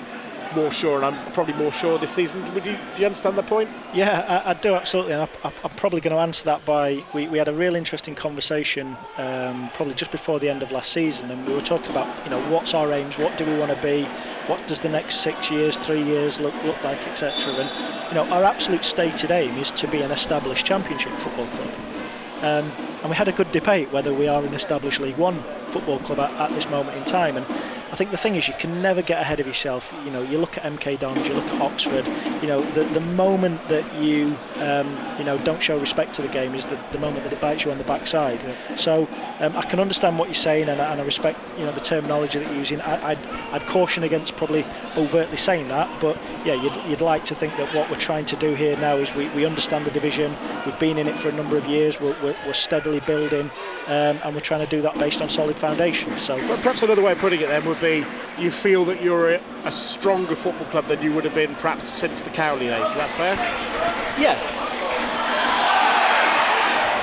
Yeah, I think when Dan and Nick left this football club, we knew at that moment in time, and you'll have obviously from the aggressive approach that we took in the immediate transfer window and the transfer windows after that, around how do we transition Lincoln City Football Club that can be a football club that continues to progress and has kind of is able to kind of not necessarily self-fund, but is building on building blocks and continually moving forward, that isn't just reliant on a singular fantastic window. What this squad will compromise of next year is 3 windows of work that's towards that overall strategy and approach. And you look at that in the man that's leading our line, in number 9 in Ben House. That was part of a decision that was made over 18 months ago. Liam Scully, the CEO, with us here on BBC Radio Lincolnshire 94.9 FM. Myself, Michael Horton. I'll be in more traditional commentary mode next week with Mark, who's sat just in front of me, Mark Hone, as Lincoln start their season away against Bolton. And we are going to be hearing, by the way, at half-time about a new song that I think has been commissioned around Lincoln City. We'll be hearing it was talked about on the breakfast show in the week with Scott, and we're going to have a chance for you to hear that at half-time as well. Remains 0-0. The big increase of noise was because the home fans felt that Lassoroson had been caught in the challenge. Put it this way, I would have been a little bit more aerated if it had been a normal game. I think he was caught, but not to worry. No, what a simple question this time. William has been in contact. Says, what's the third kit release date? Yeah, great question. It's probably going to be another month away.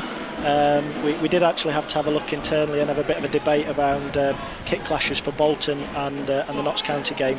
But the original plan was always around the end of August, and that's going to be when it is, unless football authorities get involved and inform us otherwise. But yeah, the end of August is the plan. And tag in with that, Liam. I've seen a lot of people around the ground. There's probably 1,500 here, maybe 2,000 around the ground. Lots of new shirts. Have it had a good reaction to the shirts in terms of sales? Yeah, there's a couple of elements to that. So first of all, we broke our record away shirt sales in terms of the first 3-4 days after it had been launched, and there's been excellent shirt sales there. And yeah, the home shirts are again, we've been on sale a lot longer than we normally have. One of the benefits of working with Elite Pro Sport and the Oxen brand. And yeah, there's been a very good reaction to it. So yeah, hopefully the fans are pleased. Ball into the Lincoln City penalty. Jensen with a Superman-like double-fisted clearance. He collides with two players. One of them's Adam Jackson, who's back on his feet. The Rotherham player is going to need some treatment. Adam Jackson might just need a little bit of treatment. He hopefully it's winded rather than anything around the head, because he had those concussion issues a season or two back. And so hopefully it's not a repeat of that. They're both back on their feet. Liam, has that surprised you though, that you've had that reaction to shirts? Not because the shirts are good or bad, just because of the mere fact that we've all got friends and family who are having very difficult decisions to make financially about their life, and football for some, I know it's that life and death phrase that people have used in the past, but it might be one of those things that think that's a luxury we can't afford to have. So has that surprised you in a way? Yeah. I don't know whether I'd use the term surprise, but we very much respect and appreciate the backing of the fans, not just from the season ticket numbers. Over 5,400 season ticket holders have either renewed or new purchases, but again, their commitment to this football club. And hopefully what this is a result of is obviously we try and sensitively and sensibly run the football club. We have to be competitive in our commercial modelling, because that's who we're competing against, and a strong commercial model helps the football team overall, but again, with our approach to pricing, not just the shirt, tickets, match tickets, season tickets, hopefully that's been one of the contributing factors that the fans have appreciated, that yeah, we have an overall job to do and have to generate revenues to put a strong team out, but we've done so sensitively that it's not just milking the fans beyond what's fair and reasonable. But yeah, always very appreciative, in particular in these difficult times, with how many fans have renewed their tickets and continue to support us in other ways, such as buying shirts and other merchandise. We'll pick up a question with Luke that relates to that in just a second, but it remains 0-0 here on BBC Radio Lincolnshire. Michael Horton, that's me, along with Liam Scully, who are the voices that you're hearing, and it's a bit of a hybrid commentary. We'll do little bits of action as the ball gets close to either goal, but whilst it's at the moment being booted out of play by Lincoln City's captain, we'll carry on talking about matters around Lincoln City. And Luke has been in contact. It's sort of a building on the point you were just making there. Out of the season ticket non-renewals, what category have most of them fallen under? Is it families, those who are more than an hour away, older people, etc.? So people that haven't renewed, what's the profiling look like? Yeah, there isn't a worrying or an alarming single demographic. That's a really good question. There isn't a singular group of supporter that hasn't renewed. It's been across many aspects, really. What we have seen, where we're very pleased is the number of fans that are kind of less than 3 or 4 year into their season ticket membership. They've held up very well. So one of the big concerns that we had. Rotherham inside the Lincoln penalty. It's a challenge coming in from Jaden Brown. He gets a brief applause from Mark Hone, sat in front of me. He'll be with us commentating next week. It was a good piece of tackling back from Brown, who was at Sheffield Wednesday last season in that team that that squad that got promoted, and he's now Lincoln City's left wing back this season. Just pick up on the season tickets. Yeah, so one of the things that I think everybody in and around Lincoln, certainly when I first came to the club, over six seasons ago, was how much will the crowd stand up and continue to come. Maybe when it's we reach a level, i.e. League One, where it's not winning week in week out after that fantastic period that the club had been on. And yeah, look, it's clear to see that fans are still coming in their droves and supporting the club. And back to it, where we really do appreciate that. And in particular, some of the newer fans, shall we say, they've continued to support, which is incredibly pleasing as well. Can I just do a tangent? We'll go back to some fans' questions in a second. I'm doing this tongue-in-cheek for anyone decides to text me, tweet me, Facebook me. How is it that a club in Saudi Arabia, who have a lower attendance than you, could pay Jordan Henderson £700,000 a week? My more serious point on that is, I know it's at a level much higher than where we're currently talking about in terms of the football pyramid, but do you think Rotherham on the attack? There's a great sliding challenge from Sean Rowan, is picked up by Lucas Jensen, good for the young Irishman. Do you think they're going to take players away from the Premier League, so the Premier League might have to take players away from the Championship? Do you think that's going to eventually feed down at some stage? It's quite interesting listening to some heads of Premier League clubs all of a sudden for asking worldwide financial fair play. Funny that, isn't it? Yeah, something's changed, hasn't it? Yeah, look, I think we know this, that football is an ecosystem, not just the national game, the regional, European markets and the world markets. And let's be really clear. Saudi Arabia have made a clear statement of intent in terms of what they want their league to do, and forgetting the, shall we call it, the political or the other elements of it, it's a football league that is going to clearly wants to spend some money, and that is going to be, if it's the right terminology, a threat to the European, even the English game at the highest level. Yeah, when 4 of the clubs are owned by the Saudi government, effectively, it's interesting. Well, I do want to pick up about overseas in a second, but Lincoln have a long throw because the rules have changed, haven't they, in terms of recruitment? We can talk about that because that does have a direct impact on Lincoln City. Long throw into the Rotherham penalty. Should be the keepers, and it is comfortably the keepers. We've seen this change in the government, haven't we? We had the Brexit decision. Just in that interim, you managed to bring players in from overseas like Lewis Monsma. The rules then changed, made it much more difficult. They changed again. Just explain where we are now in terms of what you're able to do, just for the factual side of things. Yeah, the best way to describe this without boring the life out of everybody is that we have 2 jokers that we can play, which effectively means that we can recruit from anywhere in the world. We can try to attack a little back heel from Ben House, just intercepted by the Rotherham defence. They have possession on the halfway line. We're getting little cameos from some of the Lincoln City's new players, and they're on the attack again with Rico Hackett. Looks to come inside, good straight from him, plays it across into Irahan, and Irahan, who's always good at using his body to shield, and manages to get it back to Jackson. It's now with Rowan, and now with Brown just inside the half, and then over hit ball from Irahan. We call that a pre-season pass and it goes out of play. So effectively, what can you now do? There's 2 players that you can potentially bring in from the European Union. Yeah, well actually it's worldwide, Michael. Okay. So what we're able to do there is effectively use our one of 2 slots.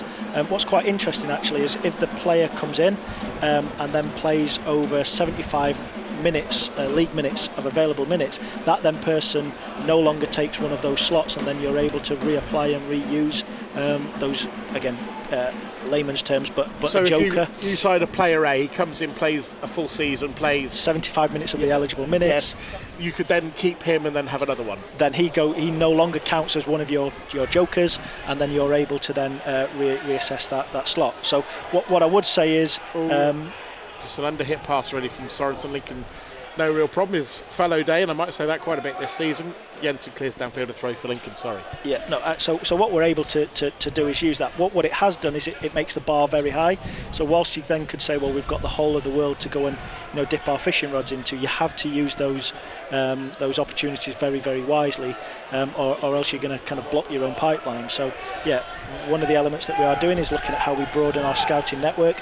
Let's be really clear: every other League One, League Two, and Championship club are doing exactly the same thing. So we've got to understand what we can do differently, because if it's an arms race, we'll lose. So what's our market? where are the territories that we're going to look at. I'm not going to tell you where, but we've identified 4 or 5 parts of the world where the ratio of salaries, the quality of the league, and our ability to draw players from it, we quite like the look of that. So so we're going to focus our attention in those areas for the next few months. So Jez is going to get his air miles up, is he? Yes, he probably will do. But it was frustrating for the club. I mean, we understand all the rules around it, but clearly, injury aside, Lewis Monson was a signing that worked for Lincoln City, and it was that, if I remember rightly, he was in the Dutch second tier, wasn't he? Yes. And that's, I'm not saying, I know you're not going to say the levels, but you're not talking about going to the Bundesliga and signing a player. You're talking about looking at levels of, I don't know, Bundesliga 2 or the Scandinavian leagues or whatever, those sorts of things. As a quick example, while there's a break in play here, there was that was really good. Well done. Did I do okay there? Lewis Monsma. They're having drinks, by the way, everyone. In order to bring a player in, you would have had to score 15 points under the previous rules. If they scored 12 or more, you could appeal.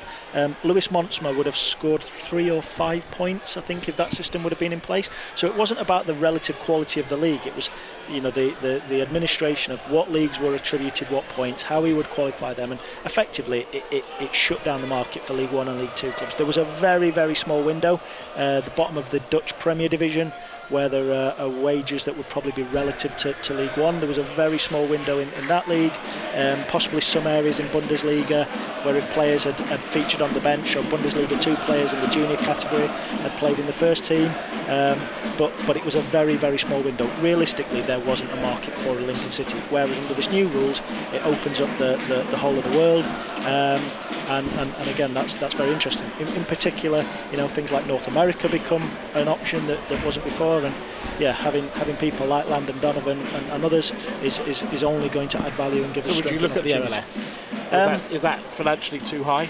Yeah, the MLS is, with all due respect, they're typically players that are probably either in their prime or coming to the end of their careers. So for a Lincoln City to use that model, we would still be looking at that recruit development model. So I don't necessarily see the MLS, USL, and other kind of leagues within North America. Which you've got connections with, obviously. Yeah, absolutely. I think they're more realistic, but never say never. It is one of the territories that we have to look at. And just on that, we should say I think there's a substitution coming up as well. There's a break in play continuing, and it's Grant Holders being replaced for Rotherham by Sean Morrison. They were just having an extended drinks break. It's not that warm, but it is still warmish for the players. There's been a lot of talk about the connections that the football club have with America. Realistically, is that something that we're going to see develop? I mean, at the extreme level, with everything that's going on, I think most people are bored of this now, but Wrexham, we're seeing that's happening. I'm not suggesting that, but are we going to see a Lincoln City tour to America at some stage? Are we going to see other connections? I know Clive went on social media to make the point about what Landon does, but for the fans, he's somebody that they don't see a lot of. So are we going to see more of that? Yeah, I think, let's be really fair in our appraisal of this and really honest with it. This change of GBU rule does change that a little bit, so it opens up that market, and there's a new opportunity there. A tour to the US is always an interesting one because of the time zone difference, the flights. The sports science team would hate that. So I think when you're Wrexham have obviously done a very strong job commercially with what they would do there. So I think that's typically the tours to the US and those areas are commercially driven rather than sports science driven. At this moment in time, Lincoln City is a commercial entity. Pre-season is more a sports science and coaching exercise rather than a commercial one, but who knows what we may be looking at in the future. And with that, very quickly, I've got to say thank you very much to all the fans that travelled over to watch the game on pre-season tour with us. Again, it was a fantastic statement of backing, and seeing the photos, I'm sure a few of them had a great time while they were over there as well. All right, let's see if I've got some more. Lots of questions coming in. Thank you for all of them. We will go through them in the second half. Hopefully you're in, as well as the remaining 7 minutes in the first half. Hopefully you're enjoying this hybrid. I'm sure there are some who are saying, right, every single kick. It's pre-season. Let's remember it's pre-season, and we will pick up when there's key moments in the game. But genuinely, and I think Liam will back me up on this, it's generally been a game played between the two boxes. We haven't had really, I can't think of either keeper having a serious save to make, which might have been about to change, but that ball across the box, it was a stretch from Ben Wiles, the number 8 for Rotherham, and it went wide. It remains 0-0, but do the bit on the game. There hasn't been a lot to talk about really, apart from sort of patterns of play. Yeah, no, absolutely. Lots of patterns, lots of kind of phases breaking down and restarting. But yeah, good to see and certainly a worthwhile exercise. But I think the intensity is just about picking up for the last 7 or 10 minutes or so. And yeah, I think we might see a bit of work in both boxes now. You can certainly have it with Ben Howson playing into Hackett. There's a great opportunity for Brown if he can see Mandroy is caught late. That's going to be a free kick. And he's, I'm told, been very impressive in pre-season. Hopefully his form he can continue, because he does look, he's a player with a, what's that phrase, a high ceiling, I think they say, and he does look like one of those. Okay, Roy has been in, where is he? I was looking for this one. Roy has been in contact. What are the plans for moving the ground, or has that come to a halt? I don't think anything's materially changed there. Anything on the Western Growth Corridor, which is the primary option that we'd all be exploring, would be part of a wider city development. A bit of work started recently, hasn't it? Yeah, the fringes. And we started to see movement there, but any potential development, not for me to speak for the other stakeholders, but realistically would be 10, 12 plus years away. So our job at this moment in time is to continue to develop the LNER Stadium. What we can't do is just not work on it on the basis of what if. We've got to make it as good a venue as we possibly can. It is our home. We love it. There's no mortgage on it. It's we don't owe any money on it. It's it's a fantastic asset. So it would have to be incredibly compelling for us to move away. But you never close any door on those opportunities. But yeah, we love our home. It means a lot to us. We respect what we mean to the businesses in the area as well. We have a huge impact on the high street and the trade that they do. The pubs and other commercial businesses around the area. So yeah, it would have to be incredibly compelling, and isn't going to be something that's decided by myself or Clive Nates overnight. This is a far bigger strategic plan linking into city and even county-wide developments.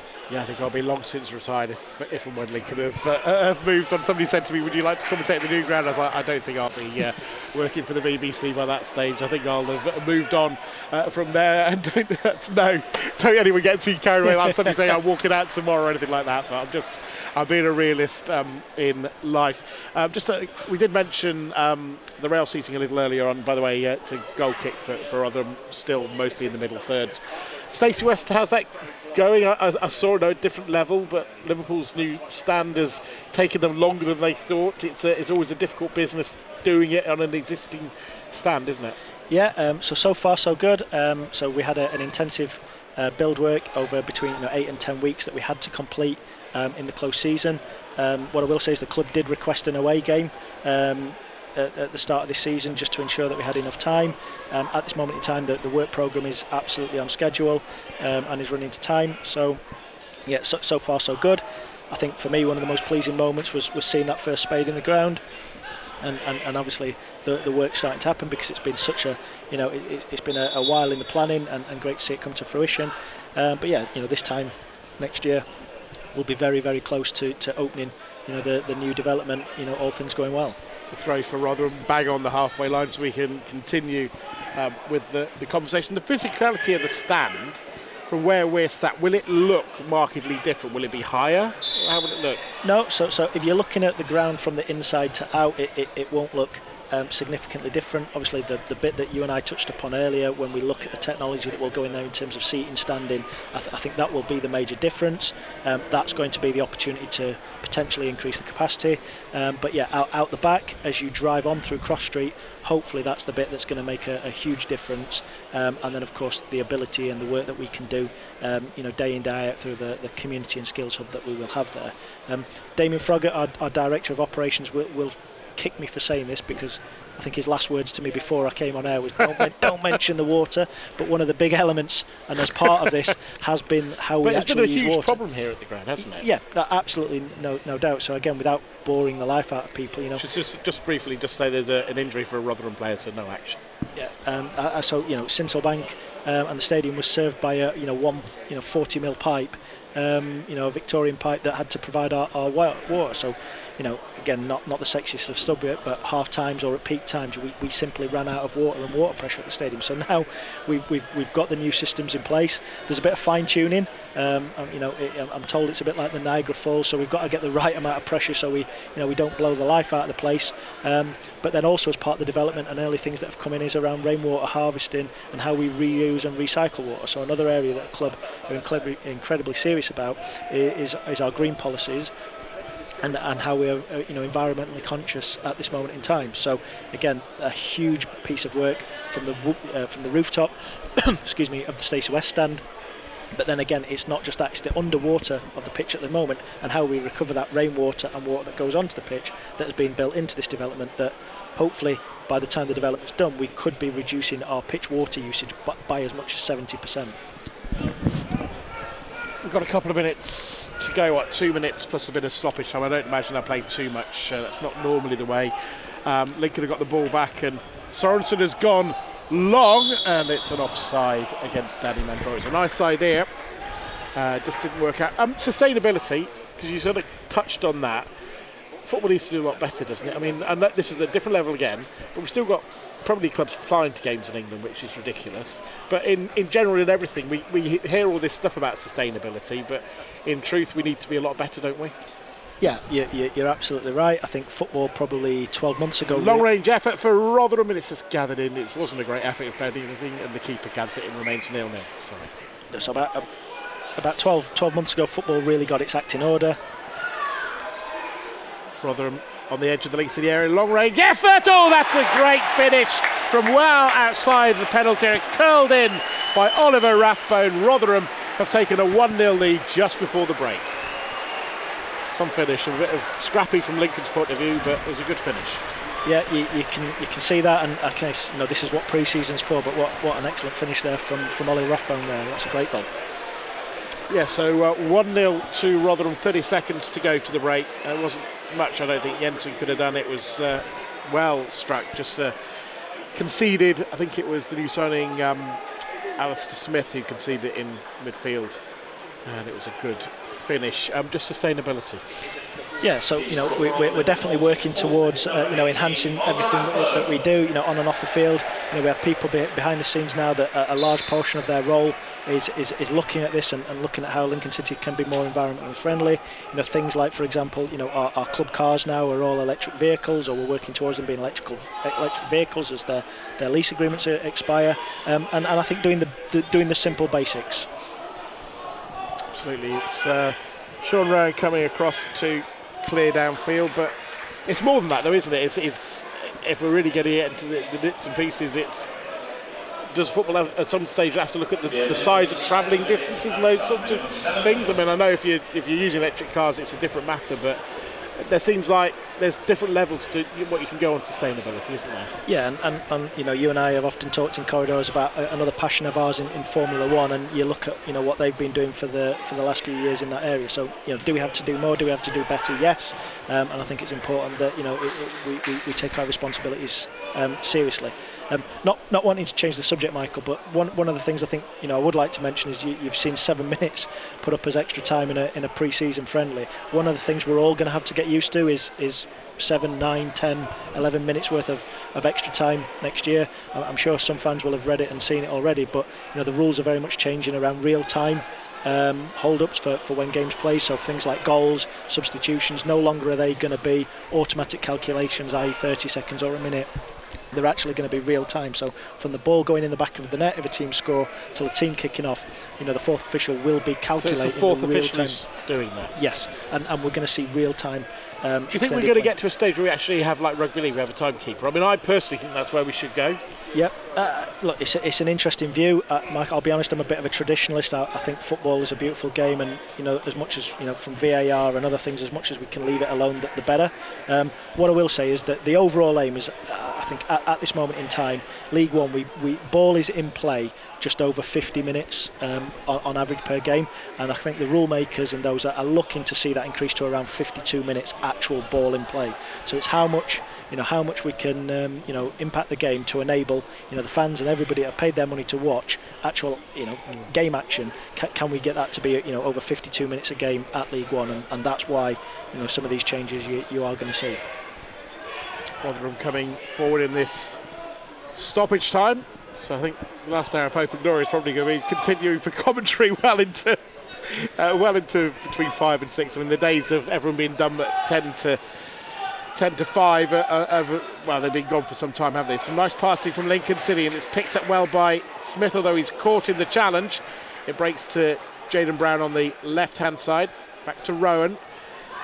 Apart from that one strike, really, Lincoln have more than comfortable against Rotherham. That's a poor ball from Rowan, and it's through towards the keeper, and it is gathered in. Any other things on that front that there's always tweaks into the new season that people should watch out for? Yeah, I think there's 2 or 3 other major changes. First of all, you'll see, those of you with eagle eye, you'll see the multi-ball system around the stadium now. So that's balls and cones. So it won't be ball boys and girls that are passing the ball back to the players. The balls are going to have to be used, or the spare balls are going to be picked up off the cones, and it's the ball retriever's job to put them back on the cone.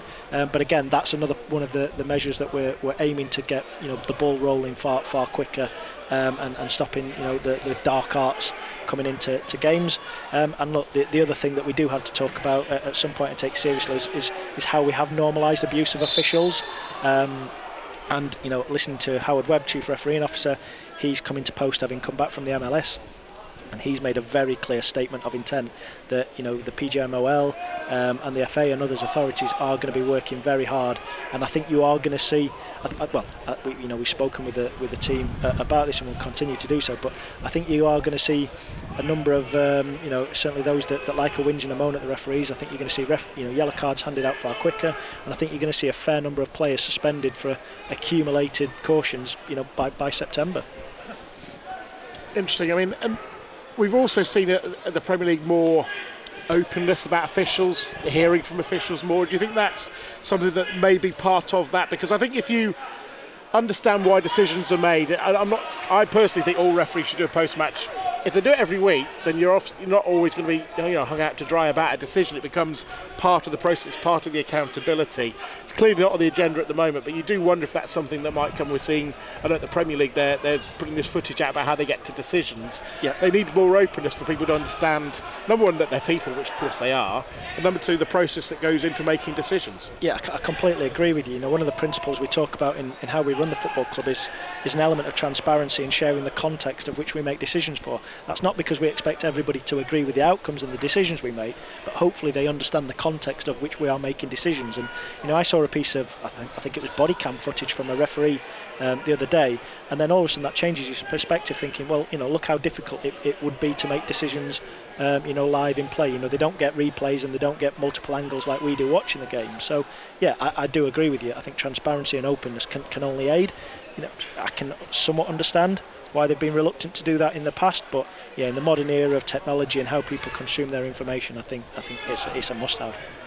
Absolutely. Well, I mean, you're sat here, I'm not blowing smoke, you're sat here for 90 minutes talking about a club, and I can assure everyone at home, you haven't seen, I'm sure you've anticipated, but you haven't seen any of the questions that are being sent on messages to me that I'm asking. I know you can anticipate, and I think openness is the way forward. If people ask me a question about what we do behind the scenes at Radio Lincolnshire, I'll always try and give an answer. I can't always give the answer people want, but I'll give an answer. Yeah, completely. We have to be held to account. Look at just conceded possession, and they're trying to stop the second goal. It's raced across Lincoln's area, and Rotherham has come across, looking to tidy it up. Plays it back to Jaden Brown, back to Rotherham, and Lincoln working hard to get the ball away from their goal. They've committed a foul, and it's going to be a free kick for Rotherham. Sorry, you pick up the point about accountability. Yeah, I think whenever you work in any industry or any organisation where let's be honest, we're custodians, temporary custodians of this football club. We should run it, and our mindset should be to run it on behalf of the fans. At times there are commercially sensitive things that we can't say or be open about, but other than that, Absolutely. I think fans have the right to know, and we should communicate. And I do think that's broader within our game. I'm going to pause on terms of questions because we're pretty close to time. I know you're going to go to a breather. And the ball's played in the Lincoln penalty, and it's going to be interesting to see Jensen this season because clearly his thing is the double fist clearance, which should have been effective this afternoon. Ball's played back into the edge of the Lincoln box, cleared away. And Darren Drysdale has decided that that's enough. Last on his whistle. And that is half time. So, Liam, thanks a lot for joining us. I'm going to grab Mark to have a word about the game, but Liam will be back with us in a few minutes' time, and we'll talk in the second half. But Mark has been keeping much more of an eye on the game than myself and Liam. So, Mark, what were your takes from Lincoln City in that game? We look a little bit disjointed. If I'm brutally honest, a fabulous goal by Ollie Rathbone. Kind of put Rotherham in front, but we've just looked a little bit disjointed. I'm looking at Lasse Sorensen and Rico Hackett. They obviously haven't played together much, so there's relationships to be formed. Understanding still not quite there. So yeah, a little bit disjointed. Bit slow in midfield. Yeah, a little bit. We got caught out.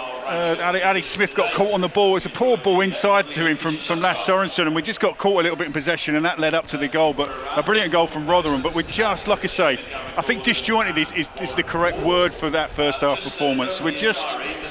We look a little bit lacklustre. I wouldn't be surprised if Mark Kennedy gets into him a little bit at half time. I just think a little, we were only a week away from the start of the season against Bolton. You play like that against Bolton, at Bolton, we could be down at half time and maybe out of the game. So yeah, I just think he needs to sharpen the players up a little bit because we were a little bit off it there. And offered very little going forward.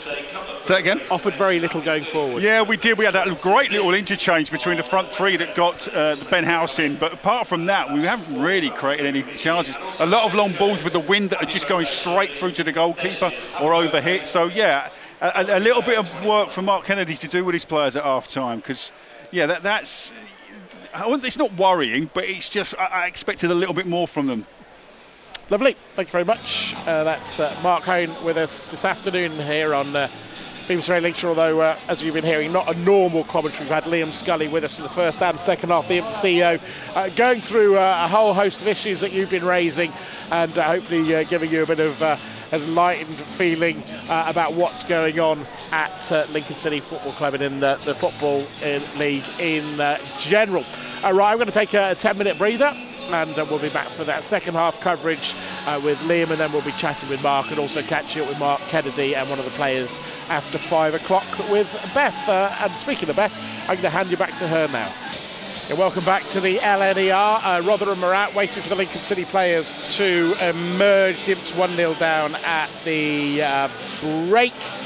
And so let's take you to that Lincoln City side. It's Lucas Jensen in goal, Lasse Sorensen, Paulie O'Connor, Adam Jackson, Sean Rowan and Jaden Brown. Adam Smith and Ethan Aran in midfield with Danny Mandroy, Ben House and Rico Hackett. I actually had them in my writing down as Mandroy on the right, but he's been playing mostly on the left in the first half. The bench, Jordan Wright, Dylan Duffy, Tyler Walker, TJ Omer, Oisin Gallagher, Jovan Makama and Elisha Ahui. As for the Millers, it's Johansson, Peltier. Hall was subbed for Morrison in the first half. Humphreys, Bramall, Onyendima, Rathbone who scored the goal, Wiles, Diaz, Kelly and Hugill. The bench is Phillips, McCart, Bowler, Durose, Lembitska, Adolfin, Coyote, Hull, Holvey and Ayres. Lincoln City are now back out, and I think there are some changes for it. It's like Tyler Walker is coming on. It'll be a good place to start off with Liam Scully. Just to explain, if you are just tuning in to BBC Radio Lincolnshire, the boss here at the LNER, Liam Scully, the MCO, is with us for the commentary. So it's not really a commentary. I will, as you heard when the goal went in, do bits of commentary when it's around the box, but in lots of periods of play, unlike in the season, don't worry, this is not how we're going to do it for the rest of the season. We talk about things that are going on at Lincoln City, and as Tyler Walker comes on for Rico Hackett, give us the background on Tyler Walker. How long has this been in the work? You've got a big smile on your face seeing him back. Where are we? How did this happen? Yeah, I think first and foremost, it's just great seeing Tyler running out and the LNER Stadium in the red and white. He's obviously somebody that we've known for a while. We've tracked him. We've remained in close contact, and seeing Tyler out in the green rectangle in red and white brings a big smile to my face. So yeah, he's somebody that we've been talking to for a while now, in terms of what the art of the possible could be this year. I'm just incredibly respectful and appreciative of the job that Jez and all the recruitment team did. Alistair and Mark Tracy behind the scenes, working with his agent and with Tyler himself to convince him this is the right place, in the next stage of his career. And look, finance does deals. Is that also a sign of the commitment of the people above your head in terms of the board, in terms of getting deals like that done?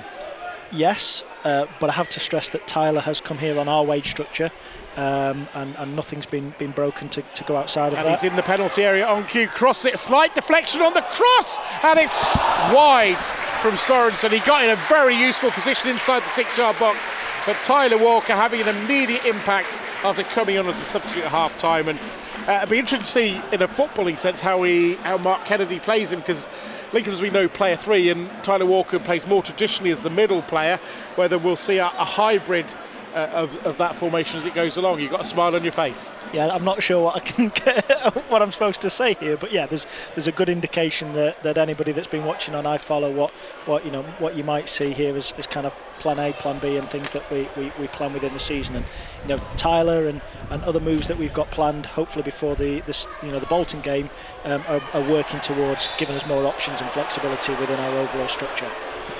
Just give the gate today 2,535, a healthy 465, making the trip across from South Yorkshire in support of Rotherham. And it's not really the money maker it used to be, is it? Pre-season, it used to have a Liverpool or a Man United coming many years ago. They're all over seas now, so in truth, it's not really a money maker for clubs like Lincoln to that level, is it? Yeah, no. Being completely candid with you, with a game like today, cost minus expenditure, I think Rotherham ourselves will walk away with a drink between us, but nothing much else once you take the match operating costs. Free kick for Rotherham then. Stacey West end of the ground, looking to extend their lead. Currently 1-0 here at the LNER. It's going to be right footed over the wall, and it's into the back of the net. That is a fantastic free kick from Diaz, rifles it in, and they've doubled their lead. That was some free kick. Yeah, it was indeed. I think anybody just watching in or listening in, the scoreline might say something, but there's 2 fantastic strikes there that have given them the 2-0 lead. Right, I know it seems odd to some people. We don't then talk a lot about the game, but it is a pre-season game, and we've got Liam with us to talk about lots of things going on at the football club. So I was just going to have a little look for some more questions that have been sent into this, and these, I don't think we touched on these. Any impacts to Scully? That's Anthony Scully. Transfer-related monies following recent Wigan Athletic issues. Also, that's from Jay.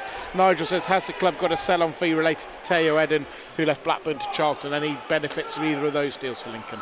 Yeah, so in terms of Wigan, I'll leave you to commentate on this one. Just on the edge of the area, Rotherham looking for a third ball in the box, cleared away by Adam Jackson. A high clearance. Ben House trying to flick it on. Ball comes back in again, hits Ethan Arahan, and the referee felt Arahan had his hand in a natural position, I believe is the phrase they use these days. It's going to be another free kick, and I think Diaz, who's just rifled one in, will fancy another chance here. It's a bit more central for him. It's 5-6 metres in front of the D, slightly to the right as he looks at the Stacey West goal. And he'll be thinking about a third, and that would be, if he were to finish, a hat-trick of unbelievable finishes. It would have to be. It's a long way out. Lucas Jensen would want to be able to deal with this. But it's Jensen just a step off his line, slightly towards his right post. Diaz is over this. Cohen Bramall also over it, the former, but it certainly looks like Diaz is fancying this one. Steps up, right foot in, over the wall, over the crossbar, behind, remains 2-0. And you were going to pick up about Teo. Yeah, so, Anthony, if you don't mind, first of all, yep. Any time a football club enters into kind of financial difficulties, there is something called the football creditors rule, which basically means whilst your payments may be delayed, as long as the entity doesn't go out of business completely, funds that would be distributed normally by the league into the club are actually diverted to clear their debts first. So not that that's been the case, but just as a broad principle, within football and football transfers, you are typically protected by the football creditor rule, where the league or the other organisations step in to, make you whole in a sense. Caveat, unless the entity itself completely goes out of existence. I think Theo Eden, I think one just myth to bust really is sell-ons are always based on profit, so I don't believe Theo has gone for a profit based on what we sold him for, so at that point that would end our future interest.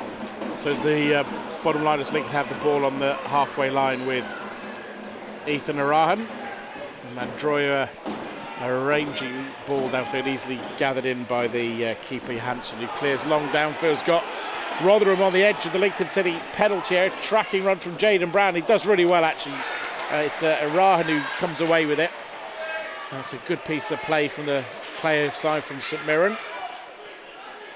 He's looked a good piece of business for Lincoln, and the ball is with Rowan, and now Paudie O'Connor, long clearance downfield, and we'll return to the questions in a moment.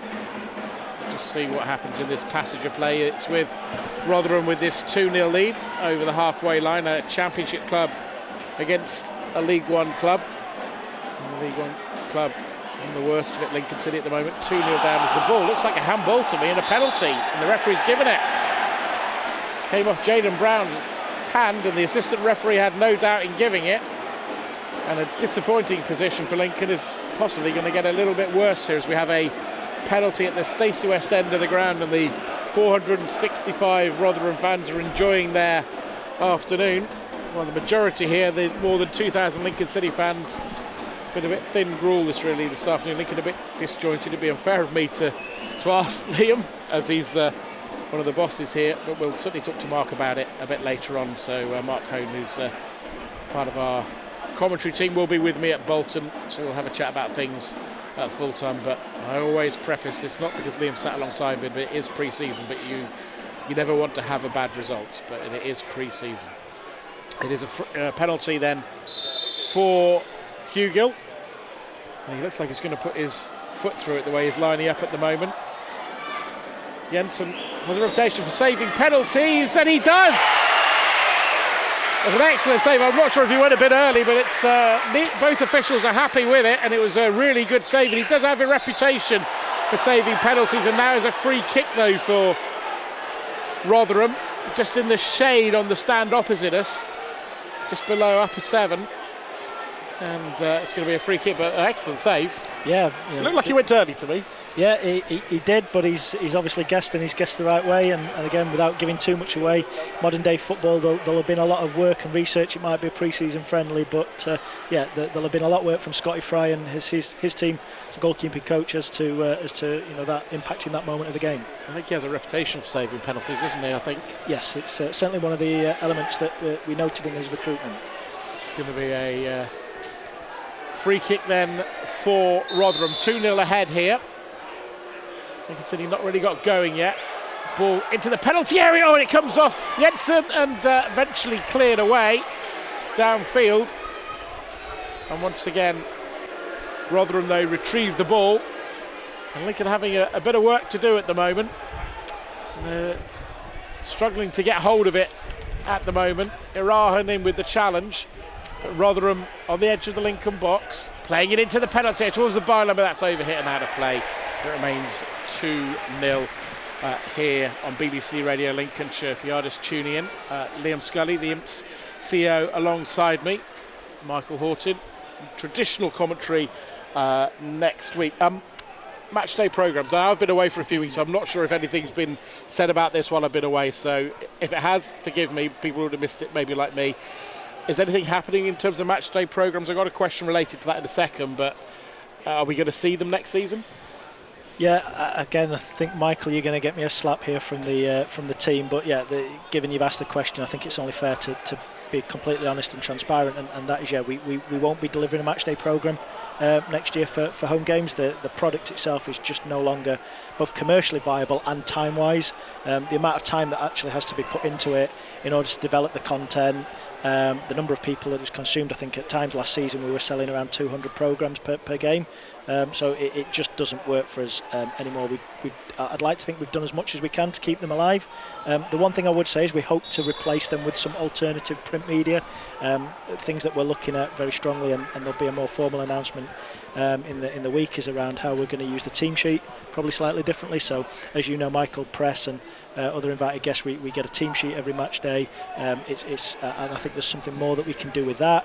And then I think we're going to look at more of a seasonal product that people can buy in and around Christmas time, that then celebrates the season. People can still like a magazine or a book. Yeah. So we understand print media, and people want items to remember individual games and the season overall. So hopefully through a different way we can create something. But as a product, despite our very best efforts, the programme was something that lost around £20,000 before we put time into it last year. It's just no longer viable. So if it was before you put time in last year, last season it would have lost more than the £20,000 over a season? Oh yeah, if you then put full cost recovery and put people's time and salary into it, yeah, you're probably looking at a £35,000 which is half loss. a player's salary, isn't it? Roughly, I mean, give or take. I mean, I'm not being exact, but my point is it's a substantial amount. Yeah, isn't it? Absolutely, and in doing everything we can to be commercially efficient, and then work on the behalf of as many people. When you look at subscriber numbers or reader numbers in the 200s, it's not disrespecting those people of the 200s. Hopefully we can do something else for them, but it's just not viable that we can continue operating it at those levels. And I guess the truth is something like iFollow is going to make you significantly more income. Yeah, and looking at our digital offering, and then how we can work on those ways. It's not necessarily just about the money. It's about how we communicate with fans and giving them the information they want to receive, how they want to receive it. Cover in a second. Lincoln have a corner inside the penalty. Rotherham will clear it away. And Sorensen plays it back to the halfway line to Arahan, and he goes all the way back to the... No, he doesn't. He turns.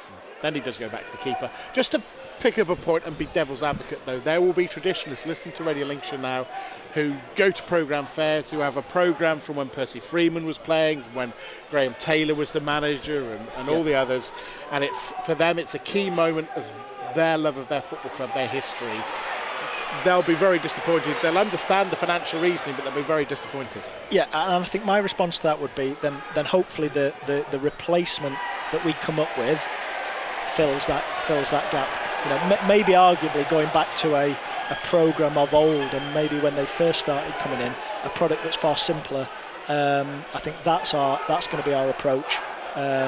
Rather than something that we do on the scale that we do match by match at this moment. I do have a question related that I'll pick up in a second to this. Just to remind you, it's BBC Radio Lincolnshire you're tuned into. Michael Horton with Liam Scully, the Imps CEO, alongside me.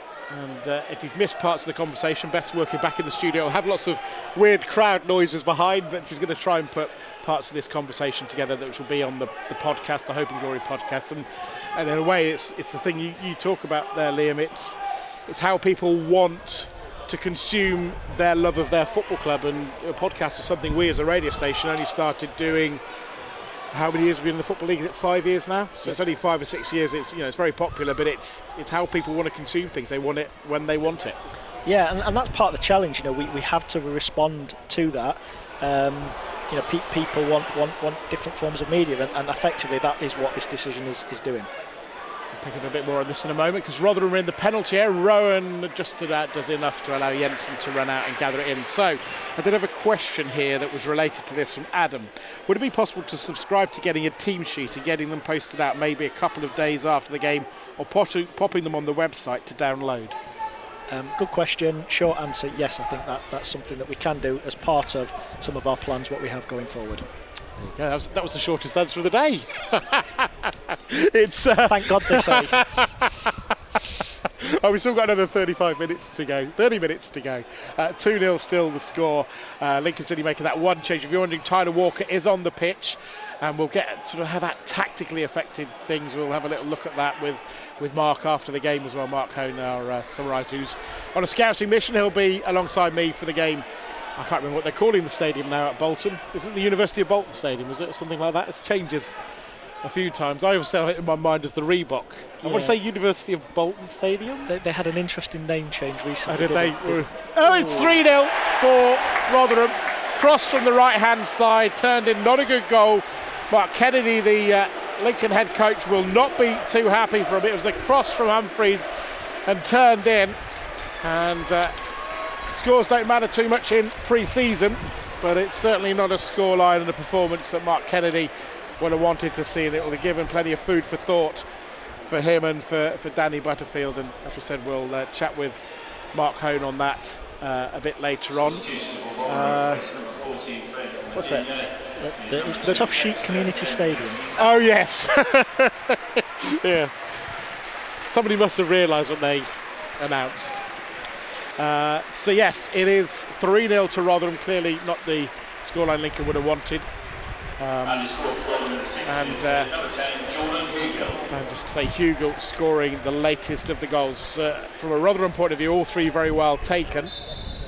And from a Lincoln City point of view, certainly that last one would have been very disappointing. But I have to preface it again, it is pre-season.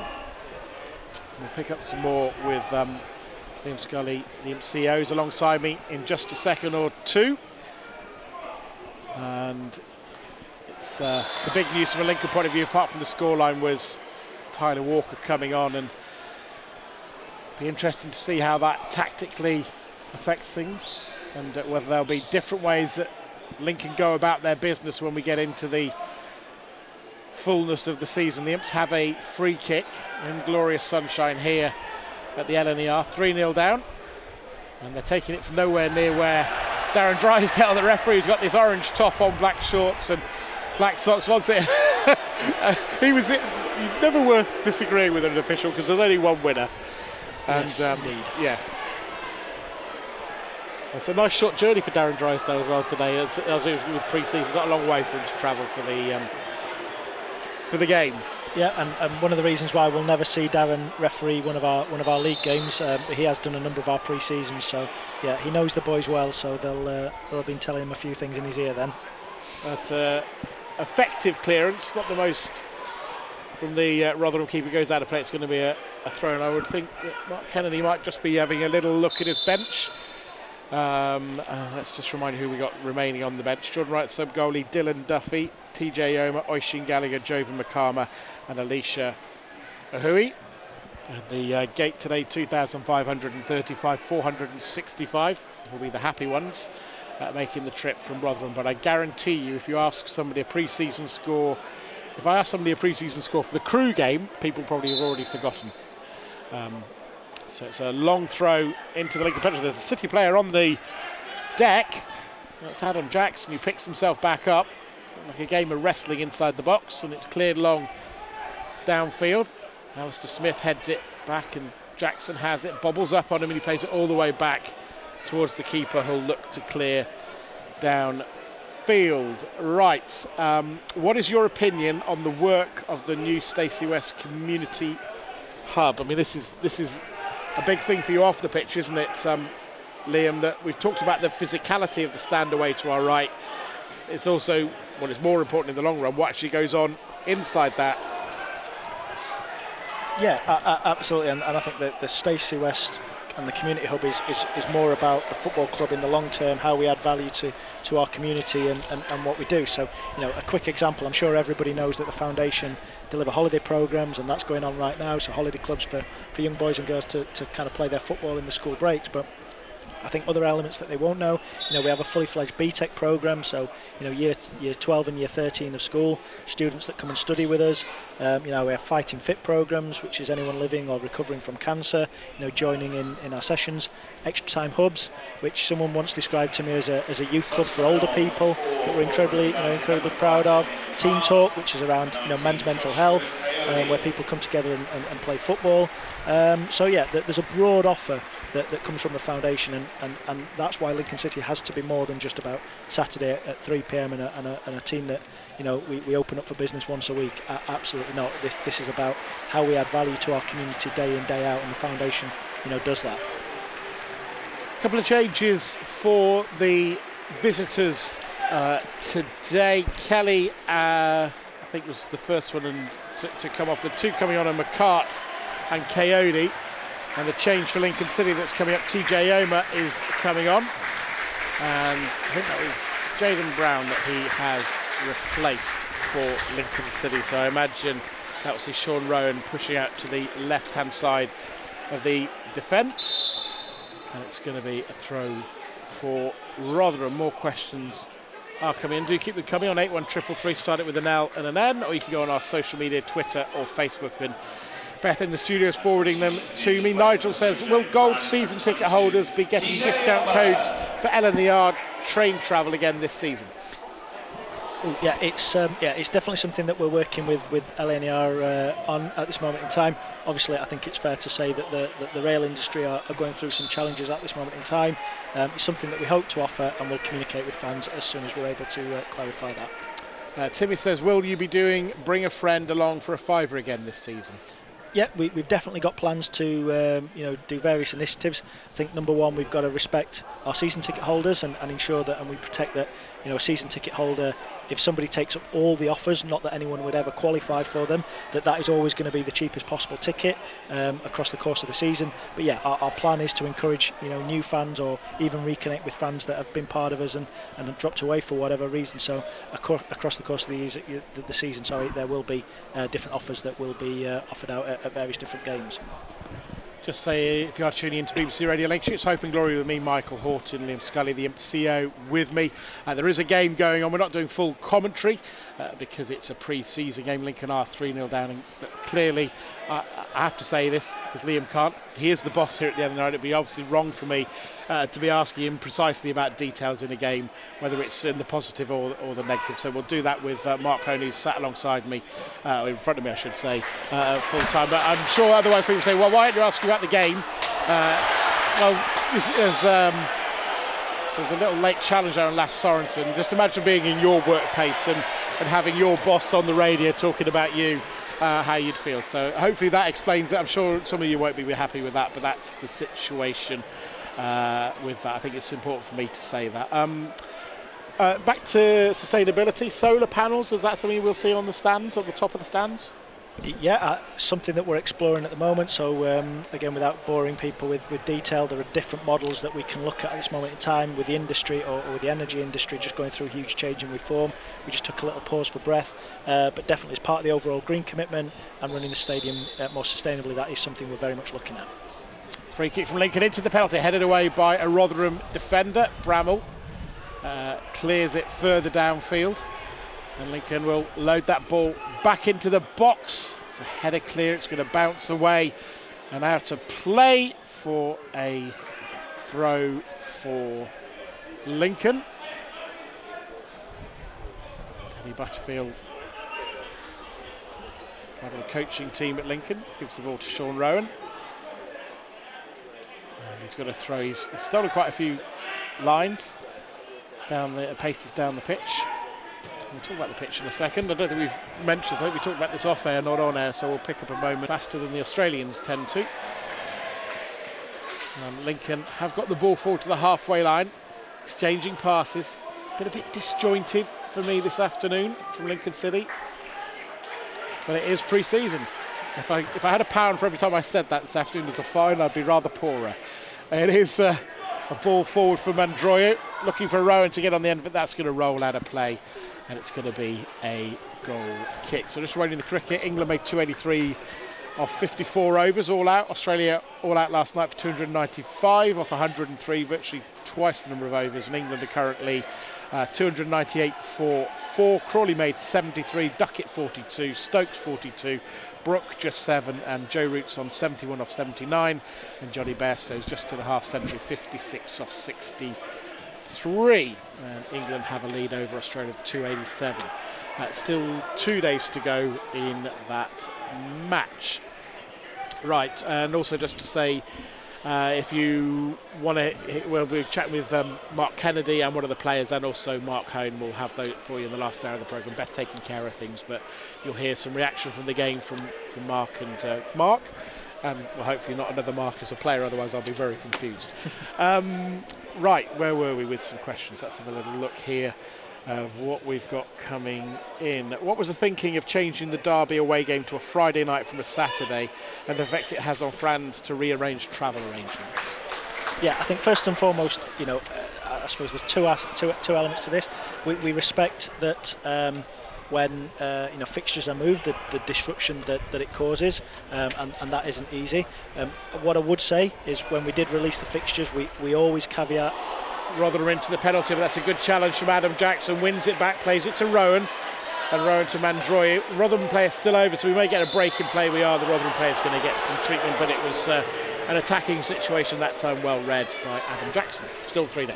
Yeah, just following on from that thread, really, where we always do, and I say this respectfully, like I say, we respect and understand that fans make plans and that, but when fixtures come out, the one thing I've got to say is we get to find out the fixtures about an hour and a half before everybody else. So once we do, we go to work and we try and look at a number of things. Of course, we look at it from a fan's point of view, excuse me, but we also have to look at it from a sporting point of view and how those games could work. Transparency, Derby wrote to us and said, would you consider moving the game? That was around 6 hours after the fixtures had came out.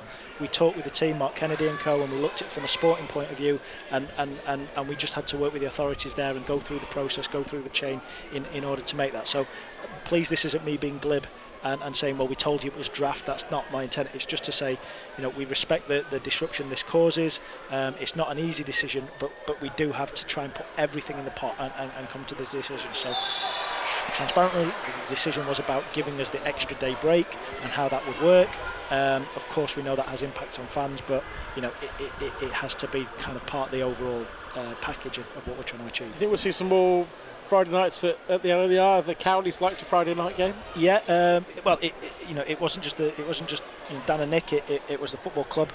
We wrote to a football club asking them to change one of the games we thought would be a good option. As they respectfully declined. So no, I don't. That would be the end of that. And you talk about disruption for fans. There's going to be more of this, though, isn't there? The new TV deal has kind of got it built in that fans are going to have to suck it up, aren't they? Yeah, I think.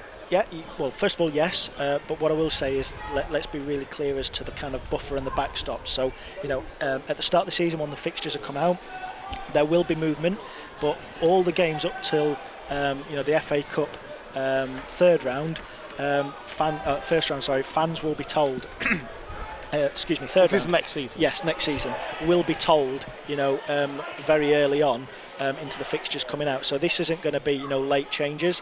After we get past that January break, everything up until the last 5 weeks of the season will then be announced in the build-up to Christmas, and then outside of that, then when it gets to the business end of the season, that's where the shorter window of 4 weeks notice will apply. So will there be disruption? Yes. However, hopefully what the EFL have negotiated is some sensible, realistic safeguards that mean fans aren't put out too much, and that was part of the overall decision. Is it, though, at the end of the day, it's a financial decision, isn't it? Because the money's too good not to take, and you've got to run a business. Well, I think it's part of a broadcasting deal as to what does the future look like. Look, I guess my personal position would be that if it wasn't that, then it would be something more aligned to the ilks of, Article 48 going, a streaming platform. So. Just explain what you mean by Article 48. So that would be the blocked out hours and football Saturday between 3 and 5 p.m. allowing games to be streamed. So I want a better term than the lesser of two evils, but it's going to go though, isn't it, that rule? I would assume if I'm a betting man, I'd probably put my house and car on the fact that Article 48 in the next round of TV deals after this next one, just consumer behaviour and how the world is going, I would assume that would have to be considered very seriously. I think one of the things BBC are looking at we've got a kick off the ball there on Sean Rowan. Very out of keeping with the game. Hopefully he's okay. It's just down at the moment. No sign of any physio coming off the Lincoln bench to help him out. He's rolling it out a little bit. That wouldn't be what Mark Kennedy needs to lose his left-sided centre half. I think he'll be okay. It's just taking a few seconds to get back up. And sure, it remains 3-0 to Rotherham, who've scored a couple of excellent goals this afternoon, worthy of their lead. Lincoln have struggled to create, and that's just to keep underlining. I obviously wouldn't ask the boss here at the LNR about it, but we will be talking to Mark so you can get his. He's been watching the game. We have been, but he's watching it much more attentively. He's got notes down there and so we'll have a chat through with things with Mark, both at full time here and in the last hour of the programme. So you'll get an insight, analytical insight of the game as well. And my point is that we're seeing, I think I'm right in saying the Women's Super League, there's talk about having some of those games at 3 o'clock on a Saturday, so it's already been chipped away, isn't it? Yeah, that's the case. I think colleagues at Sky were telling me over the summer, that there's been the biggest rise in the way that people were viewing their games was on mobiles. So they said that it was over a 60% growth in fans watching their matches on smaller screens and mobiles, and this is the way things are going. So it is about moving with the times, and it's about protecting it. But I just want to be clear, caveating this isn't the next broadcast deal we're talking about that comes in next season. This is our, you and I kind of chewing the cud and talking about what could happen. This was all sort of 2028 sort of time. Yes. In terms of that, and we shouldn't forget things have evolved. I mean, when I sound like a right. Like I've been around a long time, which I have, but when we started out, you didn't even have televised playoff games. They weren't happening. It happened the year after Lincoln had that dramatic 5-3 and 1-0 against Scunthorpe, and that's when you started seeing Sky televised. They suddenly realised the product that they had there and the drama they had to televise. Just how important is iFollow to you as part of your business? Yeah, it's very important. It brings in over £150,000 a year into the football club, and obviously that's part of money that's coming in as well as kind of ticket revenue. So you have got to look at what is that overall balance. But it's a strong six-figure sum that comes in annually, and there definitely are plans to grow it. Without sounding political or like I'm having a barb or a jab here, I think obviously local radio is incredibly important, and maybe there are decisions that have gone on elsewhere around the UK that wouldn't necessarily chime with how this football club is run, but looking at what we do, making sure that fans and people within Lincolnshire can listen through your channels is incredibly important to us, and again that's something that we're committed to as part of the overall offer as well. So I think everything has to you have to look at it in the round. It's not just one single piece, but we very much enjoy the partnership with you guys and see it as an important part going forward. So whether you want to view on iFollow, whether you want to listen audio only or otherwise, I think that's something that we've got to do more and look deeper at over the next few years. That's for the audiences, isn't it? Yes, yeah, absolutely. I'll just remind you, it is BBC Radio Lincolnshire. It's 3-0 to Rotherham. I can't think of a serious save that the Rotherham keeper has had to make, and probably the best moment came from Tyler Walker early in the second half. We got a cross in from the left-hand side after coming on as a sub, and Sorensen, the score was 1-0 at the time, just blasted the ball over. Wasn't like his shot from the halfway line at Wickham, and it then went from bad to worse with an excellent free kick, a saved penalty, let's not forget, in there as well for the Lincoln keeper Lucas Jensen, and then a finish from a cross, and Lincoln 3-0 down here. Just more broadly on media coverage, obviously you have Sky, and you have, if you get runs in the FA Cup, you have the national BBC and ITV, and you have ourselves. Does it concern you that there's no other local media around? Really, I know that the Lincolnite are there and they do some coverage of you, but not in terms of match reporting. And certainly last season, I'm not sure, and this is not me, by the way, criticising the Echo. I prefer the Echo to be at all games. I don't make that clear. But in terms of last season, you only had Echo at some home games by the end of the season. Yeah, I know you can't say this, but I can. But I certainly was, incredibly disappointed with the Echo's coverage of Lincoln City last year. It's a huge part of how our fans want to kind of read and consume their information. Our fan surveys tell us that, but again we have to respect that there are other commercial models out there, and it doesn't work doesn't work for them. So yeah, it's an element of frustration, but then being respectful. But yeah, I think it's just part of this evolution of how people are taking in their football and their sport.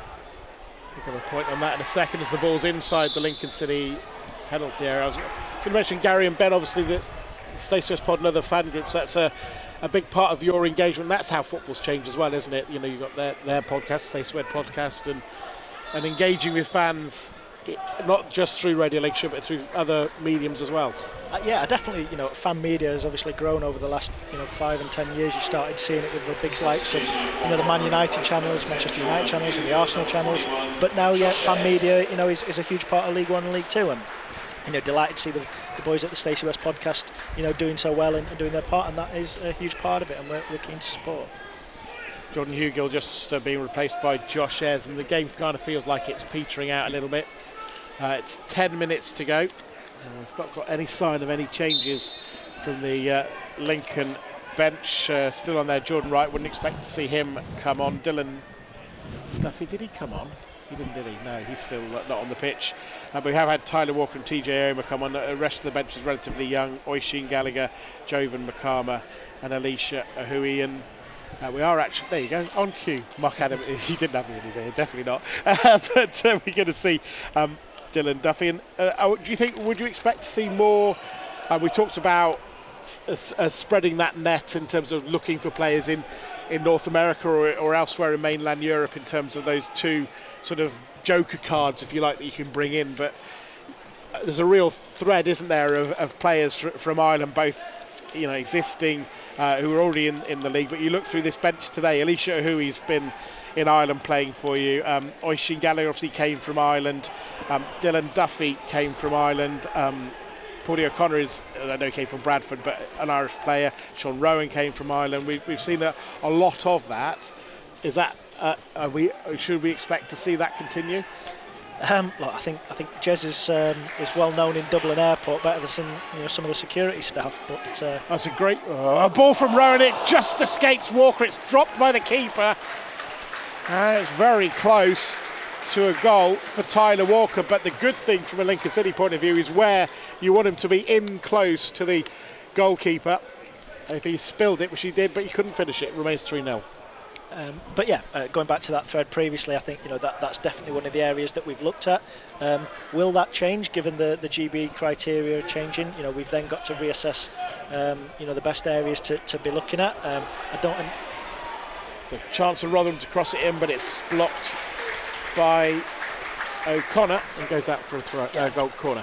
On that ilk, I wouldn't see anything materially changing in the next 12 months, but then beyond that, once we see what this rule change the impact that it has, then of course we'll continually assess that.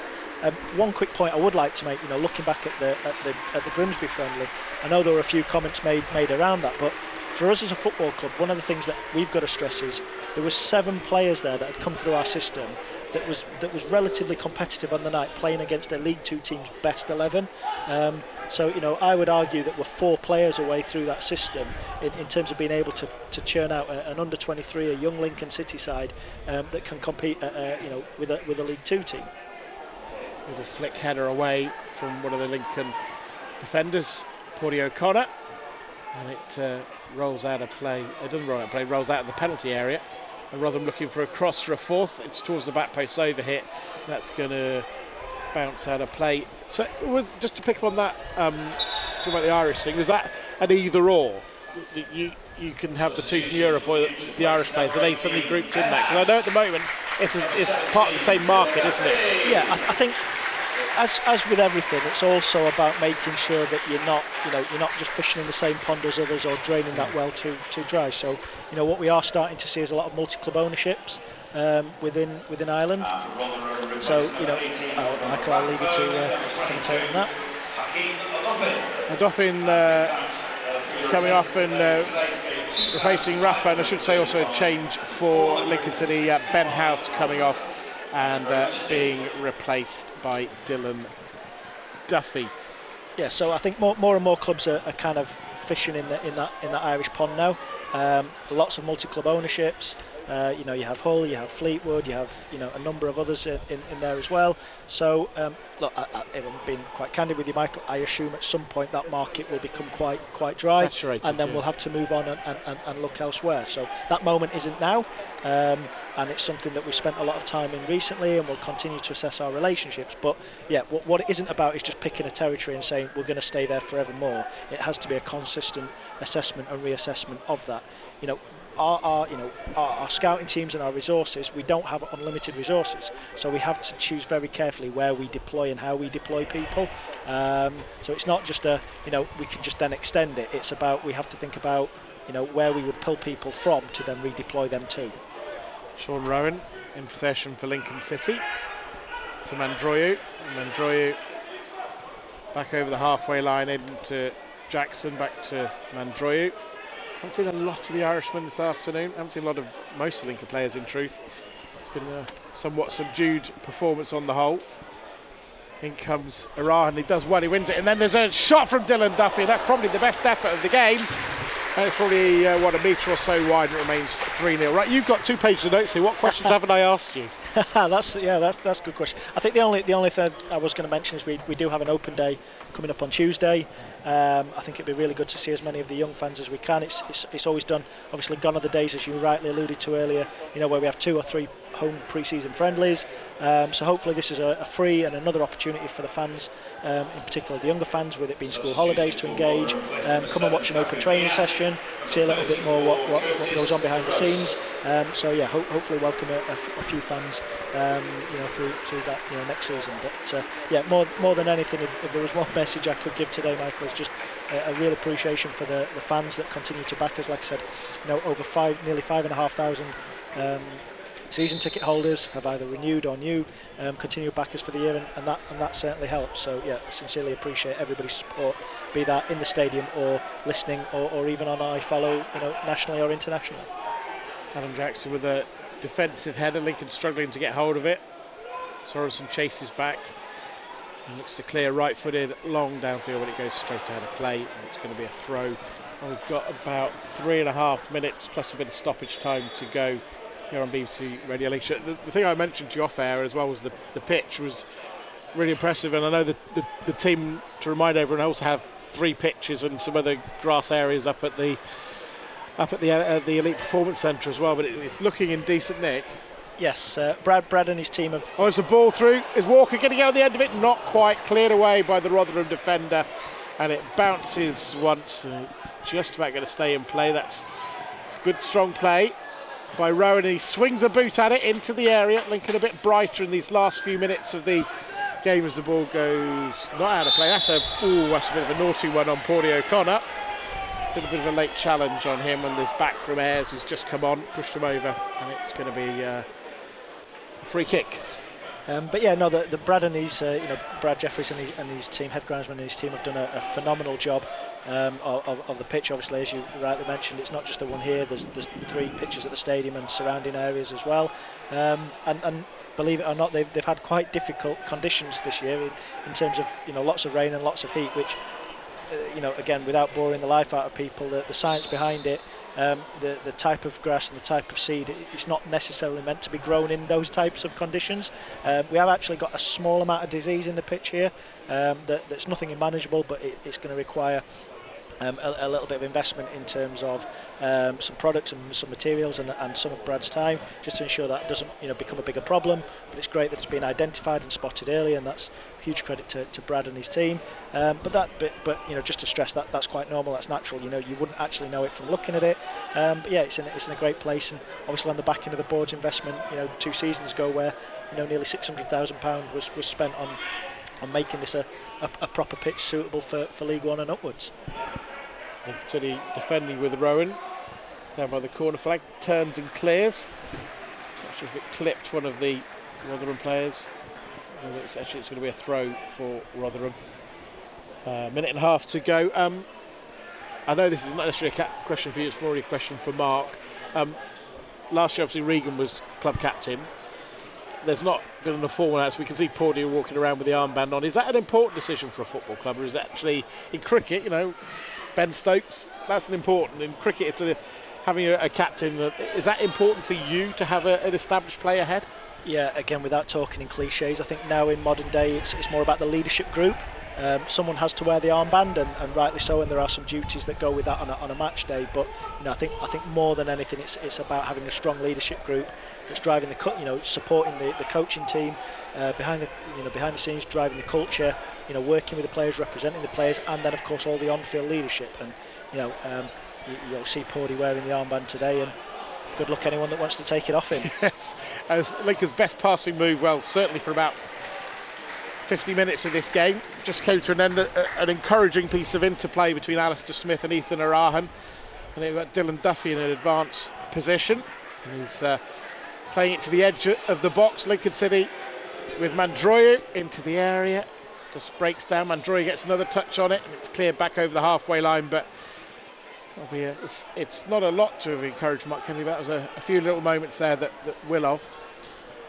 I'm very conscious that I know what will happen, is that people didn't hear our conversation right at the start, and all that people tend to want to know about at this time of year is about transfers. And as we're into stoppage time, 6 minutes. You've got 6 minutes to talk about. Survived so far. So I apologise to everybody who's with us right at the start of our coverage of this game. And remember, it's not commentary today; it's coverage. There is a difference, as we have paused for the and got involved in the game, the key moments. But having Liam, the CEO of Lincoln City, alongside us here on BBC Radio Lincolnshire, it's given us the chance to get through quite a lot of issues, and hopefully have helped people at home who want to understand what's going on in the club. But back to my point is, we did talk about this earlier, but just let people know, should we expect to see any news on signings or anything else like that? Yeah, look, but by the end of the transfer window, we want to be, probably net +2, +3, depending on how that movement goes. I'm hopeful that we have a couple of bits of news to report to you in the week ahead and before Bolton. That might not necessarily just all be direct incomings, but hopefully we've got a bit of positive club news coming out in the next 2 or 3 days, subject to dotting the I's and crossing the T's. But yeah, certainly want to help Mark and the coaching team with at least +1 prior to Bolton. It's all about obviously building, but in this football club, it's not a sexy word, but it's about stability, isn't it? Yeah, it's doing so with a mid-term and a long-term view, but respecting that everybody, we need short-term, to impact the here and now. So that's definitely the aims and objectives. So yeah, I would hope to be, don't shoot the messenger, but hopefully if not, the early part of next week, some part of next week, just announcing, some positive news on the inbound front. Have you had any interest in your players? Any offers that you've had to turn down? There's not been no formal offers. What there has been is, as always, lots of interesting conversations, discussions, kind of testing the water, feeling us out. There's always a bit of that, and yeah, look, there is a squad full of young, hungry players with great potential, and we have to get used to that. Model, isn't it? That is. But has there been an offer to be formally rejected? No. Has there been lots of conversations? Yeah. Do we expect to lose anybody that you've seen today? No. But we're Lincoln City, and if somebody comes in, we have to consider their offers seriously. Ball is into the Rotherham penalty area, cleared away. Lincoln have been better for the last 10 or 15 minutes, albeit now that Cohen Bramwell's going on one of those runs that we got used to, seeing him in a Lincoln City shirt, and it does end there thanks to a Lincoln defender getting across. I think it was Aoma, and put it out of play. But in a way, Cohen Bramwell's an example of what this club does, isn't it? Bring a player in and sell him on if it's at the right moment. Yeah, 100%. Couldn't have been almost a better moment that teed us up for that. That is. I know it's a bit of a cliche and an overused word, but that's the model. That's what we have to do. We're incredibly grateful because we do need the support of the owners, investors. So let's be clear. Without player trading, we continue to lose sums of money, and they have to support us. But my job and our job within the football leadership is that we can contribute to that and help those help the owners ensure that it's not just them that's having to write the cheque year in, year out, that we can contribute to that, and that's our job, that's what's expected of us, and hopefully the fans know that's exactly what we aim to do in the future as well. Brilliant ball from Mandroyu over the top. The keeper's come well outside. Well, he didn't have to in the end, he just got to the edge of his area, anticipated it early, and certainly for my money, Mandroyu, if it's a player that Lincoln can, play 75% of the games next season, if he can perform to the level that we think he's got within him, he could be a very important player for Lincoln City next season. We'll have Mark Hearn joining us in a couple of minutes just to have a look at the game. I'm sure he'll have an opinion or two on what he's seen this afternoon. But just a final few points, Liam. Obviously, thanks for joining us here on BBC Radio Lincolnshire and taking the time to talk about things. to sort of finish where we started, I think I get the sense around the football club there's no complacency, but as a feeling of confidence. And I know somebody's now going to say, well, it's 3-0 today, it's a pre-season game, but in the broader term of things, there's a feeling of confidence. Yeah, look, our job is to try and move this football club forward step by step and move up the football pyramid, and yeah, hopefully we've done all we can to support Mark and his team to do that. But let's be really clear, we're all in this together. We won't be successful because Mark Kennedy does a good job, and we won't be unsuccessful because he does a poor job. It is the sum of all parts, from myself, Jez George, the recruitment team, the coaching team, sports science, medical. So have we given ourselves an opportunity to kind of look up the football pyramid? Yes. It's now about execution as well, continue to build. And we go from the theoretical model, and next week, once the season starts, we stop doing the talking and it's about walking the walk. And one of the people we haven't talked about actually this afternoon very much is Mark. If Tyler Walker chases after a ball, it's encouraging to see him making those runs with a bit more sharpness and a bit more understanding from the midfield of the sort of runs he's making in his pace. Might see some link up during the season proper when that comes around, but it's Mark. We shouldn't forget it's Mark's second full season, and I think it'd be fair to say the first season was a learning season. He adapted the way that he was going to play, and do you feel like he's a different person to deal with now, a season on, than he would have been at the start of the season last season?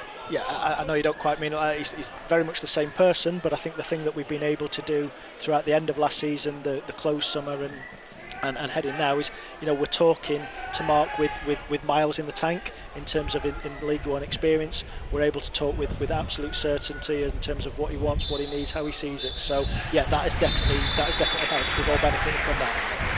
Well, there you go, you got some applause for your final answer there. That was full time, in all seriousness, and it's finished at 3-0. I think for Lincoln. We'll talk to Mark Hone about it. But Liam, thanks a lot for joining us.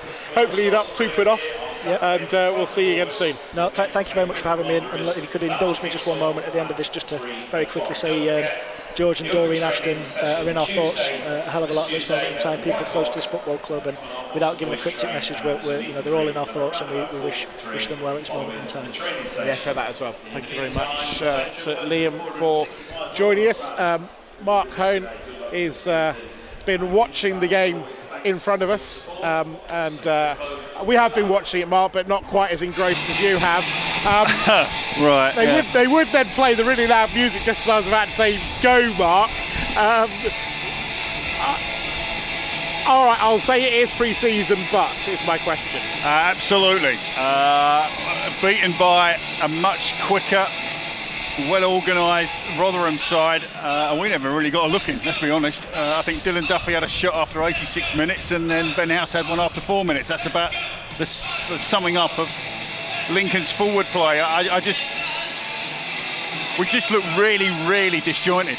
Struggle to string, any pieces of play together. A lot of food for thought in the next week for Mark Kennedy, I would have thought, after that performance. Yes, it's pre-season, but I was expecting it to be a little bit more intense and give Rotherham a little bit more of a game than what we did. So I'm not concerned. It's just I thought we were probably further on than what we are. There's a lot of... Alistair Smith had a very quiet game. Rico Hackett and Lasse Sørensen first half never really were on the same wavelength at any point. So yeah, a lot of stuff to work on in training over the next week, ready for Bolton. So yeah, a lot of food for thought. And in terms of the goals conceded, it was a shot from outside of the box, well taken, a very good free kick, and then across to the right hand side. We shouldn't forget it could have been 4 if it weren't for the fact that I thought the referee was quite generous on Lucas Jensen. He was about 1.5 meters off the line when it was hit. Well, the referee had a little bit of an indifferent game, but it's pre-season, so even he's probably just got the summer mood going on, the summer vibe going on. But no, the first goal we lost possession in midfield areas. We looked uncomfortable at times in possession. We looked like we're trying to force things a little bit. There was no cohesion, and the first goal came from Alistair Smith getting his pocket pinched in midfield, and 2 passes later it's in the back of the net. So yeah, I mean, the free kick, I didn't think it was a free kick, but the referee gave it, but brilliantly executed free kick. And then the third goal was a little bit more worrying, because we had 2 or 3 runners where we didn't track the runners, and Rotherham got in behind us, and we were then first to the ball just to dink it over the top of Jensen in Lincoln's goal. So Yeah, like I say, a lot of food for Mark Kennedy. It's. I'm not concerned, far from it. It's a pre-season game, but we're only a week away. Yeah. And if we play like that against Bolton, we will get beat. There's no question about that. So the players over the next week have got to, up the intensity in the training and get these relationships and these understandings within the little set, down the right-hand side, down the left-hand side, the midfield cohesion. Just the little kind of groups that you have within a side need to be a bit better than what they were today. And it's one of those difficult ones, isn't it? Because some people get frustrated when you go, but it's pre-season, and there is a line, isn't there? Because you can say, but it's pre-season, but if there are, and I'm not saying this instance there are, but if there are fundamental issues, you can't just say it's pre-season. You know what I mean? There's a line, isn't there? Yeah, it might be that it's just one of them games where nothing really quite happened for anybody. But it was just the cohesion between. We never got any phases of play. It was very sporadic when we would string 4 or 5 passes together. Yeah, we're playing a championship side, and they look very well organised. Let's be honest. But I just thought, like I say, we just lacked a little bit of continuity between the lines, and little, like I say, between Lass Sorensen and Regan Hackett and Sean Rowan and Jaden Brown, and it just felt like a group of players had been put together, which. Yeah, it was disappointing. It was disappointing. A couple of things. I know you didn't hear all the conversation that I had with Liam, but a couple of things I just didn't want to pick up with you. First of all, they're hoping at least one incoming in the next week, and I think there'll be some other news around the first team as well. Yeah, like I say, like we said at the start of the programme, I just think we need a little bit more strength in depth.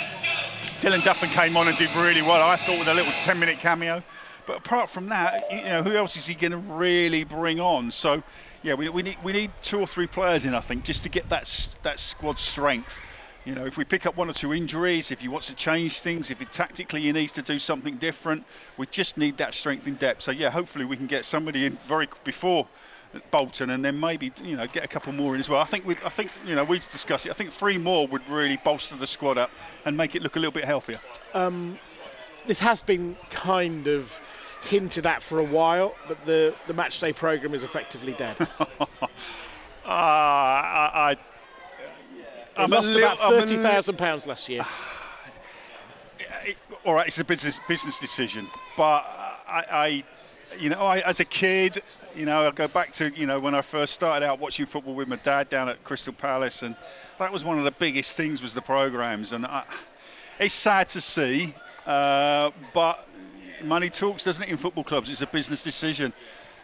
It's a shame. It is a real shame that I think that's going to happen a lot across up and down the country, that programmes are just a kind of a dying breed, if you like, in terms of, because we get access to social media so quickly and things are on social media so quickly that the programme's just becoming a bit of a dying art, and that's a real shame. Real shame. But when you think 15 when you were playing, people used to wait in the bar, get the green and read about the game they've just watched, and it often had bits that didn't finish. It's sadly, it's just a sign of the way that the world is changing, and you can rail against it, but people aren't buying them. No, and if people aren't buying them, like I say, Liam Scully and the finance people have got to make decisions, and if it's losing £30,000, that's a business decision.